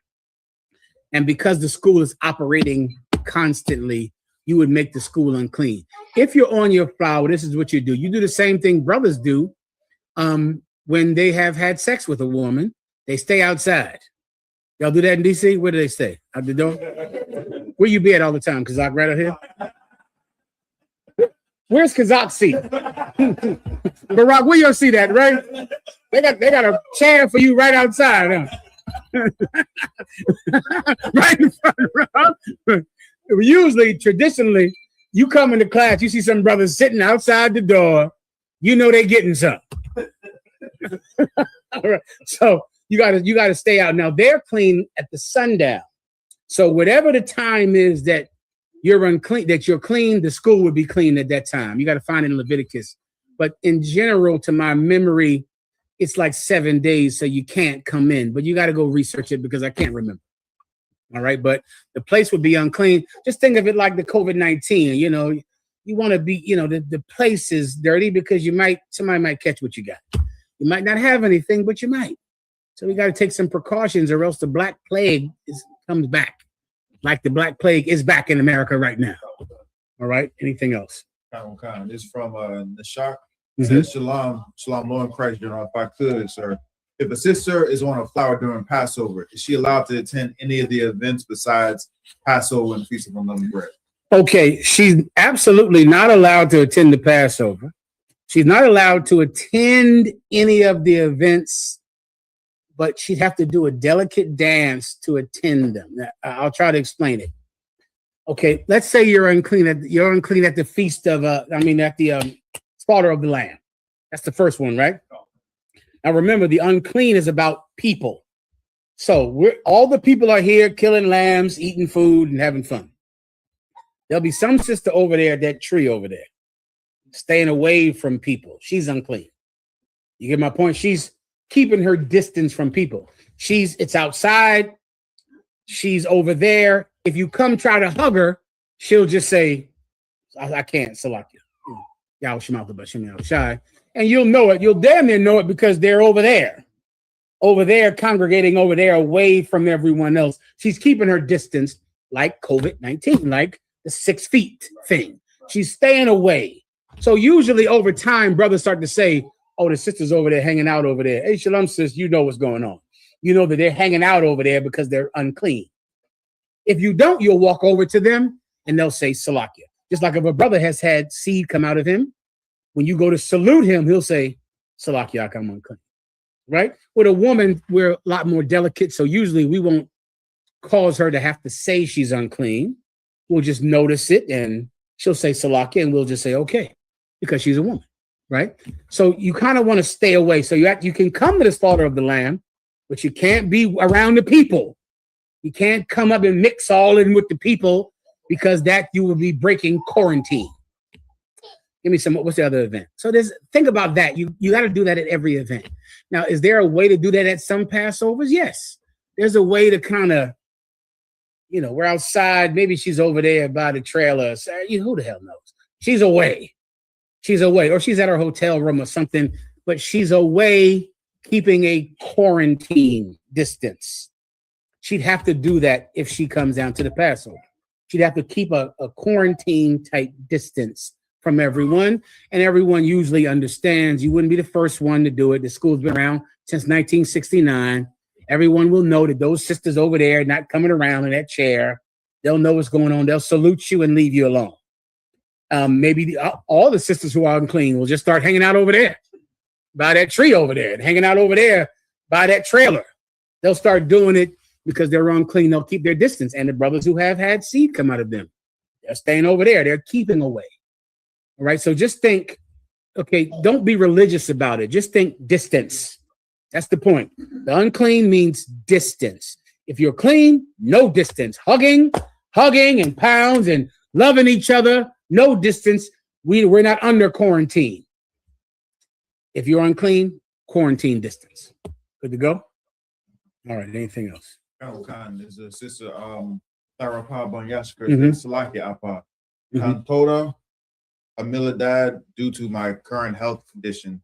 I was wondering, how can I honor my Passover pilgrimage? Okay, if this sister, with all of her health problems, that's what she just said. With all of her health problems, how can she honor her Passover at home? Because she's unable to attend because she has health problems. This is what you want to do. You want to contact your husband and your camp leader, and they will figure out how you can do it at home because you have a justifiable reason for not being there. There are some people that have a justifiable reason. If you have a grave health illness like this sister does, she has a extremely serious health problem, and she has permission to not come to the Passover. You don't. You don't have permission. She got permission from Commanding General Yohana, this sister right here. So what do you do? Let me give you another example. There's people like in the school, they might be somewhere far away. They can't get there, and they have permission. Your camp leader will tell you how to eat the lamb, How to go get some lamb, eat the lamb, get the unleavened bread, and to watch it online with us, to be with us. So now, because of social media and because of the computer, you'll be with us. The brothers in the UK sometimes do this, Mashak, right? Kabal? We're going to broadcast online. You're going to watch it and be eating the bread with us. You'll get some lamb and you'll cook the lamb with the bitter herb, the onion, and the garlic. You'll make your own lamb and you'll eat it with us, and we'll be broadcasting. This is for the few people that have permission because they have a legitimate reason for not being there. The Bible also makes an allowance for that. The Bible knows that there's sometimes you cannot be there. This sister, she has permission. Other people might have gotten permission from the general over their zone. Please. Make sure that you talk to the general or the camp leader and the captain or what have you, and that you don't be found lacking because you didn't show up and you didn't get permission not to show up. That's what you better do. You don't want anybody to think you lost your faith, right? Don't lose the faith, man. That has happened over the years where I found that some group of idiots, I think this was last year, 2 years ago, I found that a group of idiots went and had the Passover by themselves at their house, thinking that was the same thing. I would have kicked all of them out of the school if not for Commander General Yan. All of them. I think it was about 4 or 5 of them. I wanted to kick them out the school, but I'm not in charge. What you should do is you should make sure that someone does not think that you are disloyal or you are breaking your faith, because I'm going to push you into a fake Israelite group to the best of my ability. I'm going to make sure that I create a new enemy because I'm bored. I've already destroyed the purple pigs, destroyed the Sakari, destroyed the red and whites, and I would love for someone to be next. So just understand that, please. All right, well, make sure that's the whole reason why we take the bread out of our house so nobody think that we being disloyal. He tell him the truth and give him a hand because he told the truth right there. That's why. That's why. That's why it's not even in your home, because you don't want someone to think you're being disloyal. Correct. So that's how you do it, sister. You talk to your husband and the camp leader, they'll set you up perfectly and you'll be fine. All right, go ahead. From Israelite UPK, it says, explain with your grace, sir, Revelations 22:2, which bare 12 manner of fruits and yielded her fruit every month, and the leaves of the tree. I will. Let me first also thank that sister for speaking Spanish to me, which I want. I want to be spoken to in Spanish at all times if necessary. All right, because I need the practice. Everyone understands why. Because, let me hold up 1 second. Because amo todos los Latinos. Because I love them all. And I want them to know I love them. All right, so I want to speak to them. All right, I want to talk to them in Spanish. So I need practice. All right, that's the only way I can, of course, perfect it. All right, good to go. Go ahead. Come on. Say it one more time. Que quiero, I want. Say it again. Que quiero que sepan que yo los amo. Que quiero, I want. Sepan. Que los amo. Sepan means I want. I want you to know. Que quiero. Que sepan. Que sepan. Que los amo. De los amos. Que quiero que sepan los amos. Que los amo. Que quiero que sepan de los amos. Que los amo. Que quiero. Que los amo. Say it to me again. Que quiero. Quiero que sepan que los amo. Quiero. You saying it a little too fast for me. It's like it. Quiero. Quiero. Sepan. Say it again. Quiero. Quiero. Que sepan. Que sepan. Los amos. Los amos. Because I want them to know I love them. Yes. Yes. All right. The water. All right. The water. All right. Next.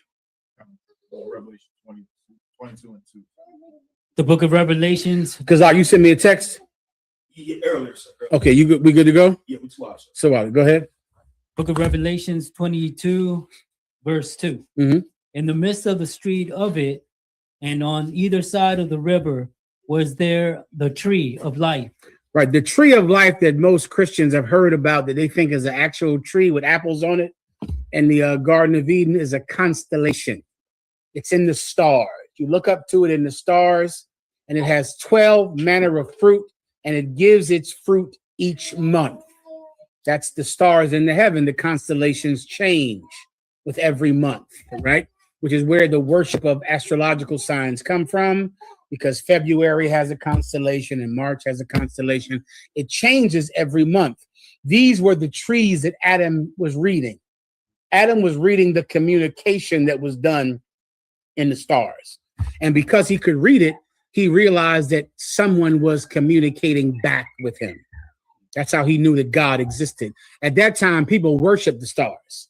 The family of Abraham, his family looked at the stars as the stars are the gods. They worshiped the stars themselves. But Adam, the forefather of Abraham, knew that the stars were not gods, but God was using the stars to communicate with man. And that's why Abraham began to understand that his father was wrong. His family was wrong, and he left his family to go get the inheritance of his forefather, Adam. Because his father, the Chaldeans, which is where Abraham came from, they worshiped the stars. Abraham knew that Adam did not worship the stars. Adam knew that God was communicating through the stars. All right. So what you're reading about with this tree is the constellations in the skies at night. They change every month. The stars change. The stars move around. And the Most High God talked to Adam through the stars. Keep going. Was that it? No, sir. Go ahead. Which bear 12 manner of fruits, and yield her fruit every month. And the leaves of the tree were for the healing of the nation. And the leaves of the tree, the dressing of this tree were to heal the nation, meaning, Cabal? It's like where real science comes from. I mean, he was able to order the earth. That's real science. Based on those things that he saw. He knew when to plant the crops. Forget about it. He knew when to do certain things as opposed to what everybody else was doing or what have you. Yeah. He was actually, That's real science. What General Cabal is saying is correct. Meaning the Bible says that they worship science falsely called. There's science that's not science. This is real science. Where you can judge by those constellations when you should plant your crops, how you should move and migrate, and how you should move your family around the world, go to where there's going to be better weather based on the constellations, how your animals should feed at this time, how your animals should be able to have sex at this time so their babies could be born in the spring. And you'll judge that by the constellations. It's for the healing of the nations. If you could read this communication, your people could be alive and not sick and dying and starving. General Cabal. Absolutely.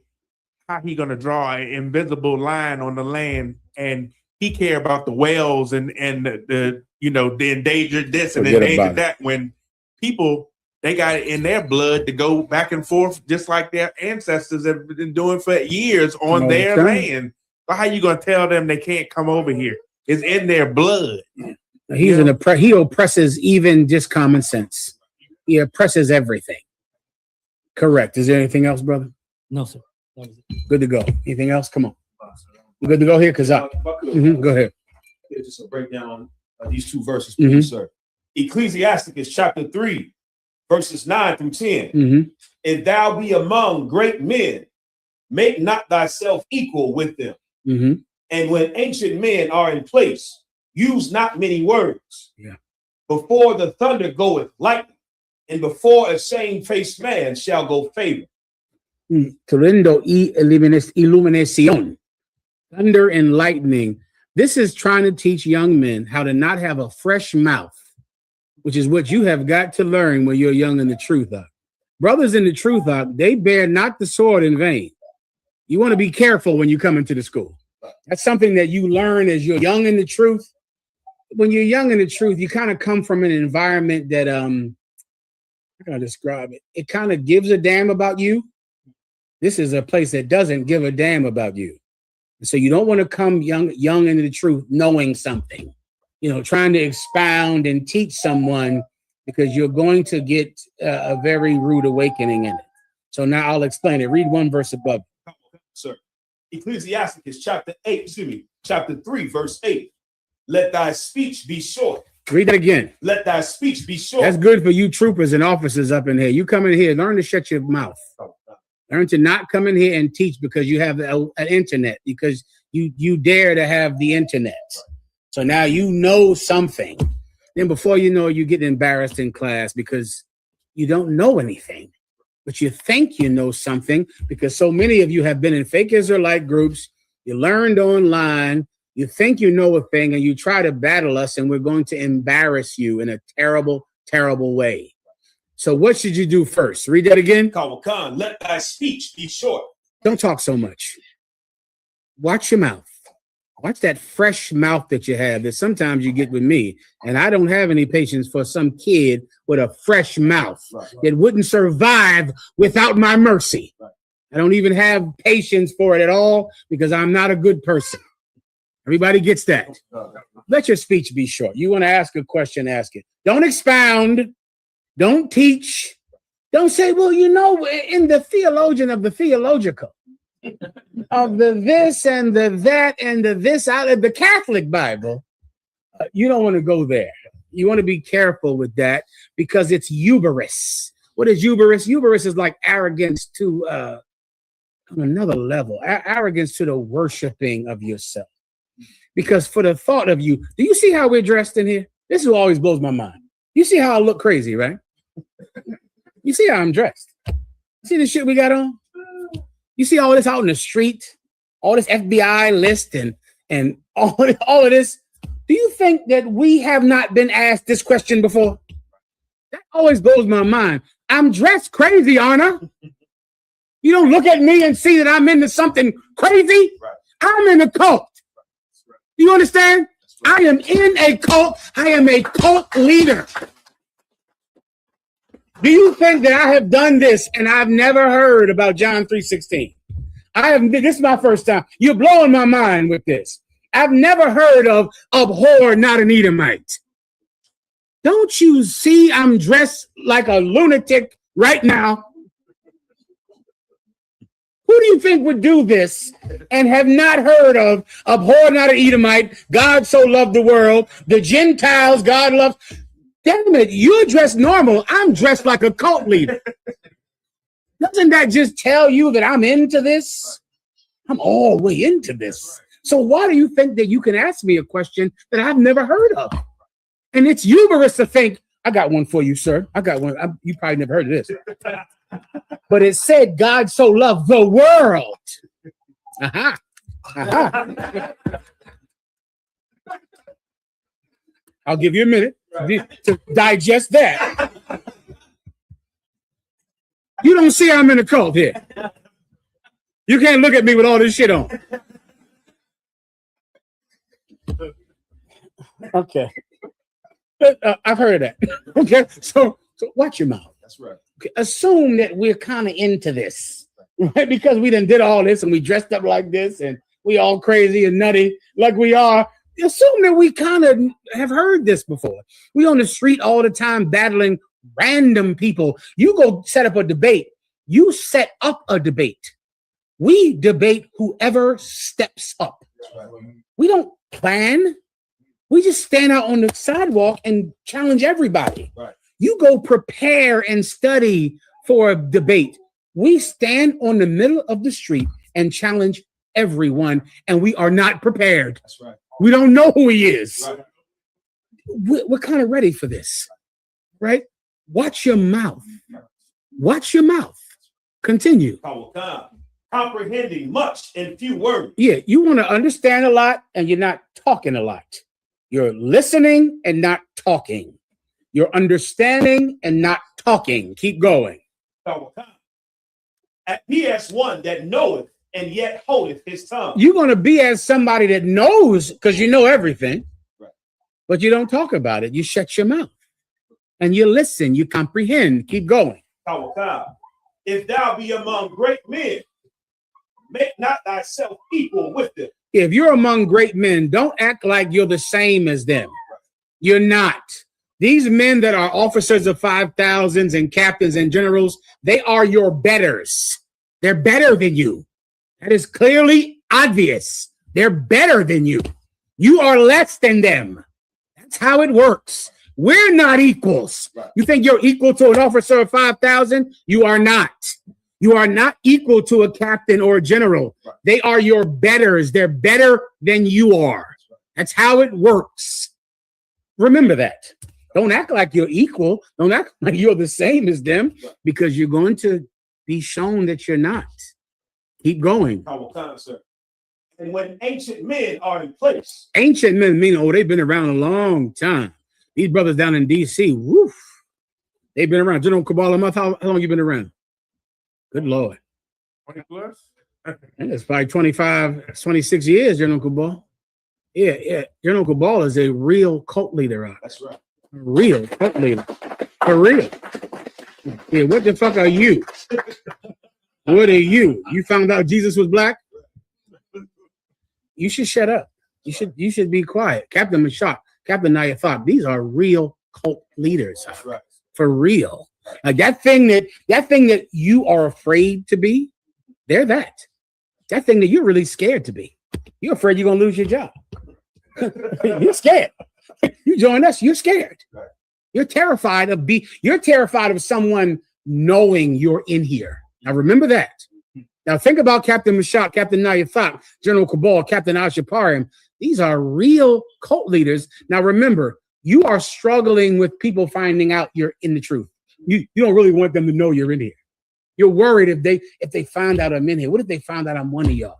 What if they understand? What if they go look it up on the internet? You're scared of that. Right. Meanwhile, what is Ashapariam? A cult leader. Right. You better remember that when you go to talk. All right, go ahead. And when ancient men are in place, use not many words. Keep going. Before the thunder goeth lightning. Before the thunder goes lightning. Before the thunder. Meaning what happens before the thunder, which is what? General Cabal brought it up earlier. That is real science for real. Right. And how did they know that? Thousands of years ago.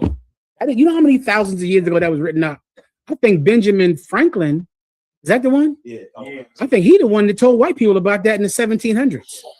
That before the thunder, before you hear thunder, the lightning comes. I think Benjamin Franklin is the one that told white people about that in the 1700s. That's written. My God. How many years ago before the 1700s is that written, Kabal? We already knew that. You see, you might look at thunder and you think, you might think that the thunder comes first or whatever. It doesn't. Before the thunder, the lightning is first. Then it's the thunder. First it's the lightning, then it's the thunder. First it's the illuminación, then it's the what's the thunder? El treno. That's how it happens. What is that letting you know? First you're going to see this, then you're going to hear that. Watch your mouth. That's the point. Keep going. And before a shamefaced man shall go favor. Yeah, and before a shamefaced man. So now you'll see, you'll be some brother in the truth, as opposed to you coming in talking about all that you learned on the internet, as if we don't have the internet, as if you're the only person with goddamn internet access. Instead, you're shamefaced. You're humble. You're here to learn. Before you know it, everyone will say that brother has a good spirit. That's a good young brother coming up. He's coming up right. That brother comes to class. He's listening. He's paying attention. That's a good brother. And you've said nothing amazing. You've said nothing to blow anybody's mind or to make anybody think that you're so intelligent. It's just that you clearly are here and humbly sitting in front of men who are better than you. And that will make those men go, that brother has potential. That's the point of this precept. Good to go? You'll never impress anybody in the truth with what you know, because you don't know anything. You just are stupid. And if you could recognize that, then you might impress someone. Right? Good to go. Anything else? We good here? Rashak, what are we doing? Most sign Christ.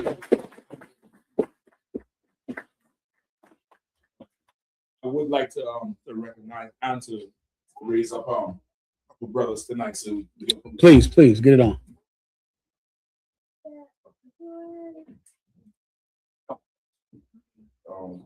So like before I get the So you want the three brothers to be up here, and you want me to view it? It's up to you. So if you want to, Well, I probably would allow the honor the three brothers who know these brothers to raise them up, but I'll be here. Okay, for what? No, sir. Please. Please.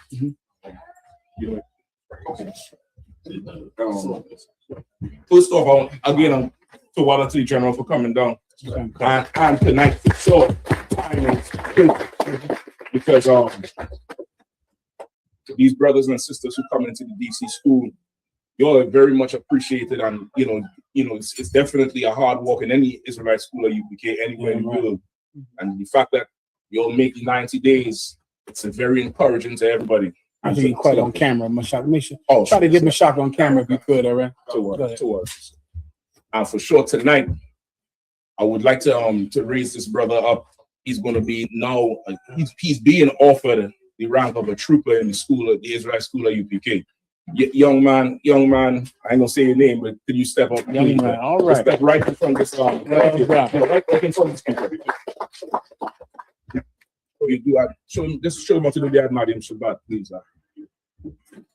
Right, this young man Issachar right here. You can let him see. Yes, sir. Well, you got it. You got the back for it. This young man Issachar right here. He came. He called the school just before Hanukkah, right? And he said he's interested. He wants to know. But this brother here he had the right spirit for being in here from day one.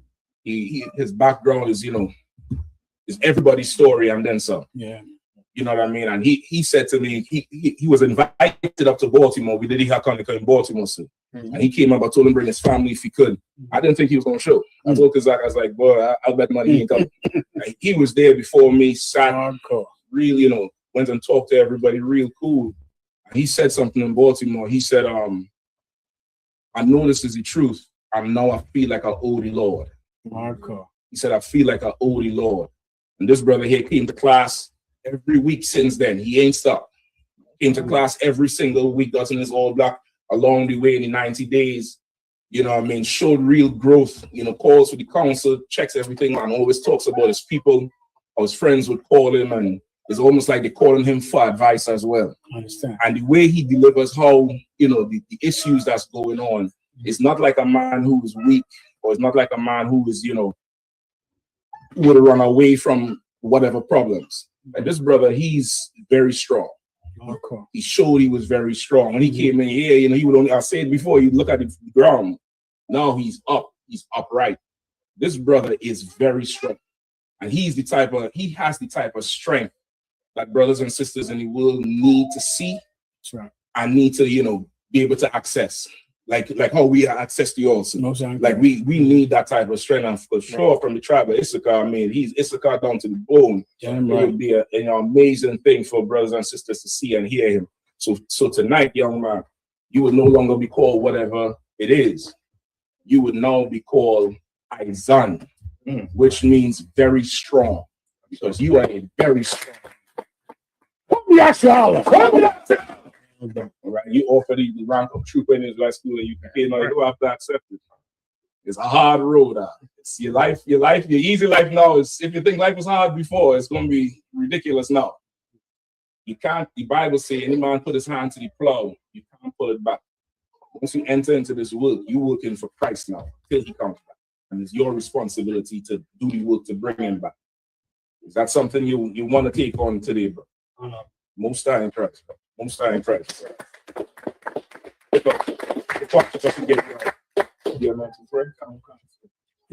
So you want to? I said right it after. Sure. You can pour the oil on the side. So I think maybe you want to put it up there, Ash? Okay. Okay, you don't wait. Got you. Go ahead.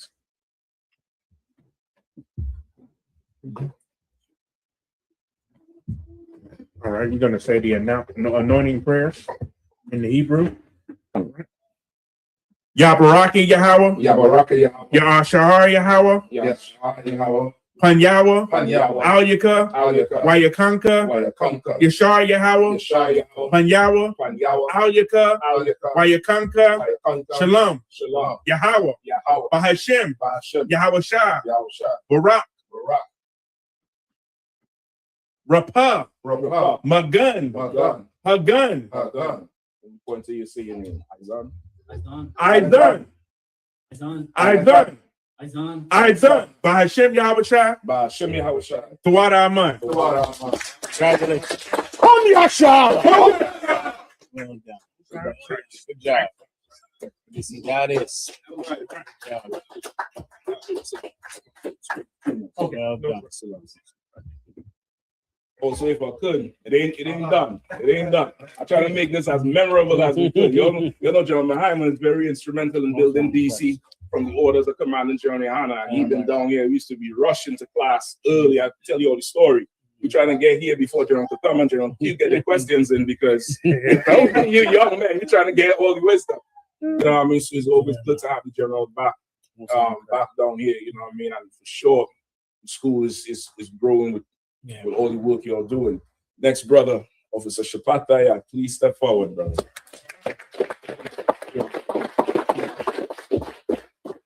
Officer Shapataya, this officer here, so this brother, his first Passover, he was a young man. This was in Houston.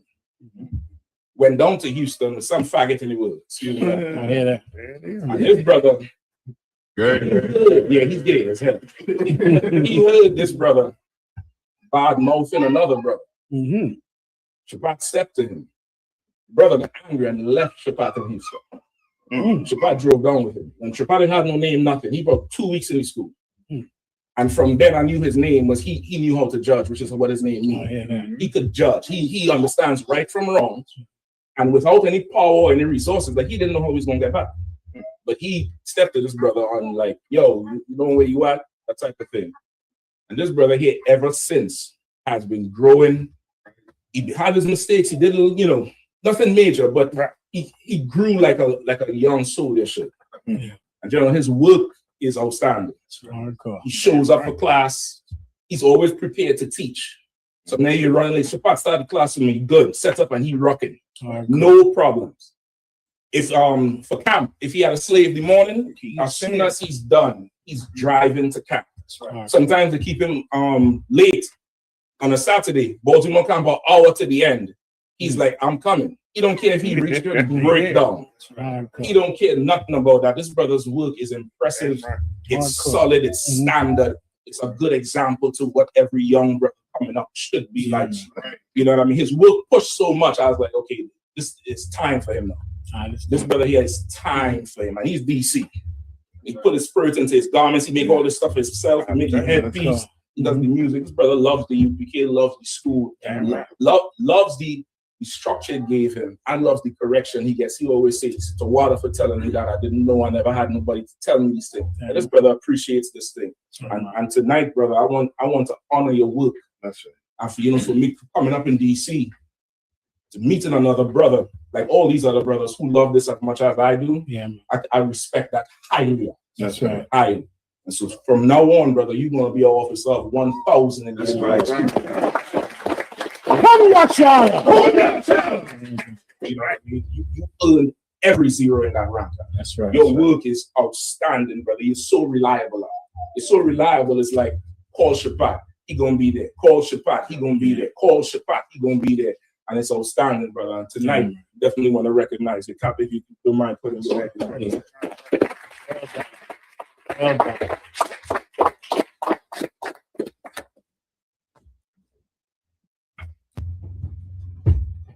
So that's right.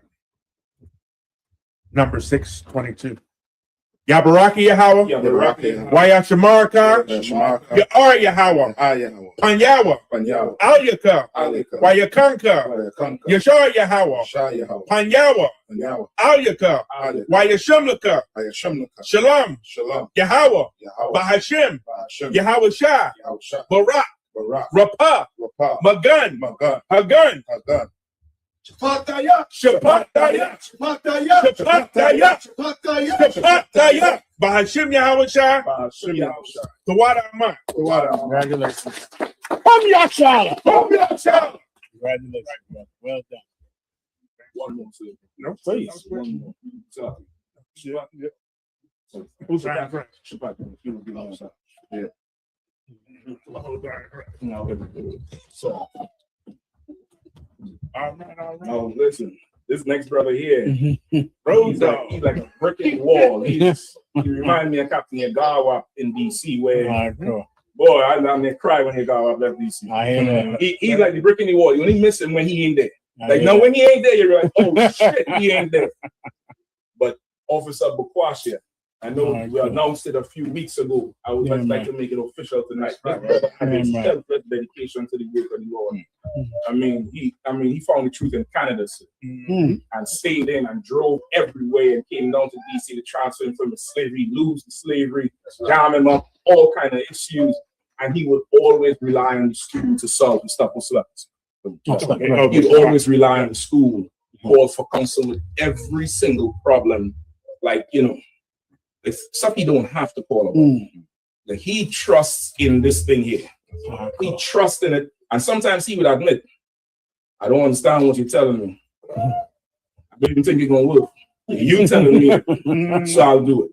Like this brother here, I mean, without him, he's definitely one of the pillars in this next generation that's coming up. And he's another good example for the brothers in the area and outside of it, because he's been working the Passover behind the scenes. Oh, yeah, that's right. You know what I mean? He on that grill, he doing the bread, and he able to take a emergency order and carry it out. Like something could happen. Right. You call him, I'm in the car, so I'm ready. That's where I to go. Like he's, I mean, amazing dependability and reliability. And he's improved with his excellence. Like he would be technicality stuff at the technical part of the new class. He didn't know nothing about that. Right. He didn't know nothing about the van. He doing the oil change on the van. He didn't know nothing. He get up because I get with him, teach him what to do, and it's like he know what to do. He applies himself. Like again, this is a brother that honors the work, and it's something that I value because I know how I honor this shit. You brothers, you honor this thing, so I just want to make it official today. This brother was raised up to officer 5,000 I think 2 weeks ago. That's when I officially pour the oil on your head. This thing seamless. No well done. Come ya, Charlotte. Well done.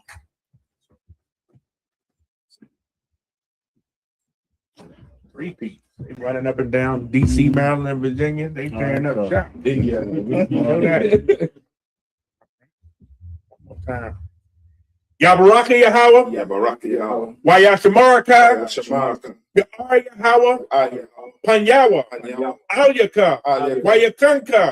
Yashar Yahweh. Panyawa. Alyaka. Wayashamlaka.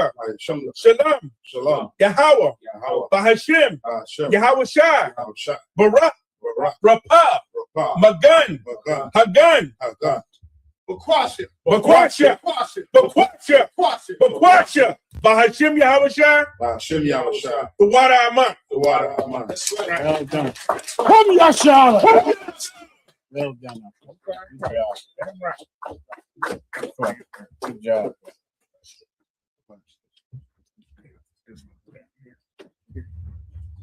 Did you go there?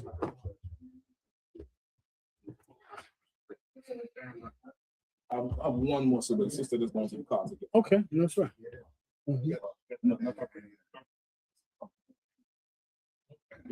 Congratulations, Doc.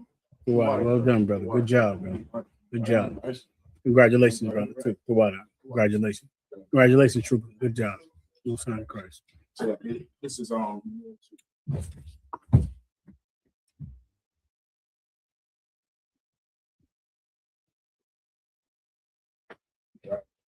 Hebrews, of course, right to left, right? And son, so it be in English. And son, it means very strong. And not this ain't physical. This is he has a very disciplined, control type of strength.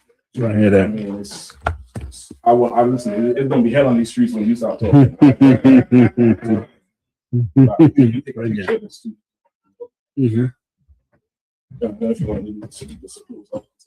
Oh, please, we can do it now.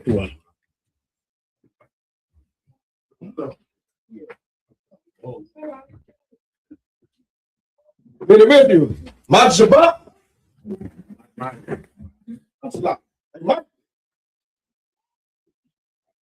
Mad Shabbat. Mike. Barak. Y'all shy brother thumb. Now give him a time. Saw which means to turn. Since you may stand. We'll give a courtesy salute to the sisters. The individual. Man Shabbat. Yeah. Now give him a time. Class dismissed.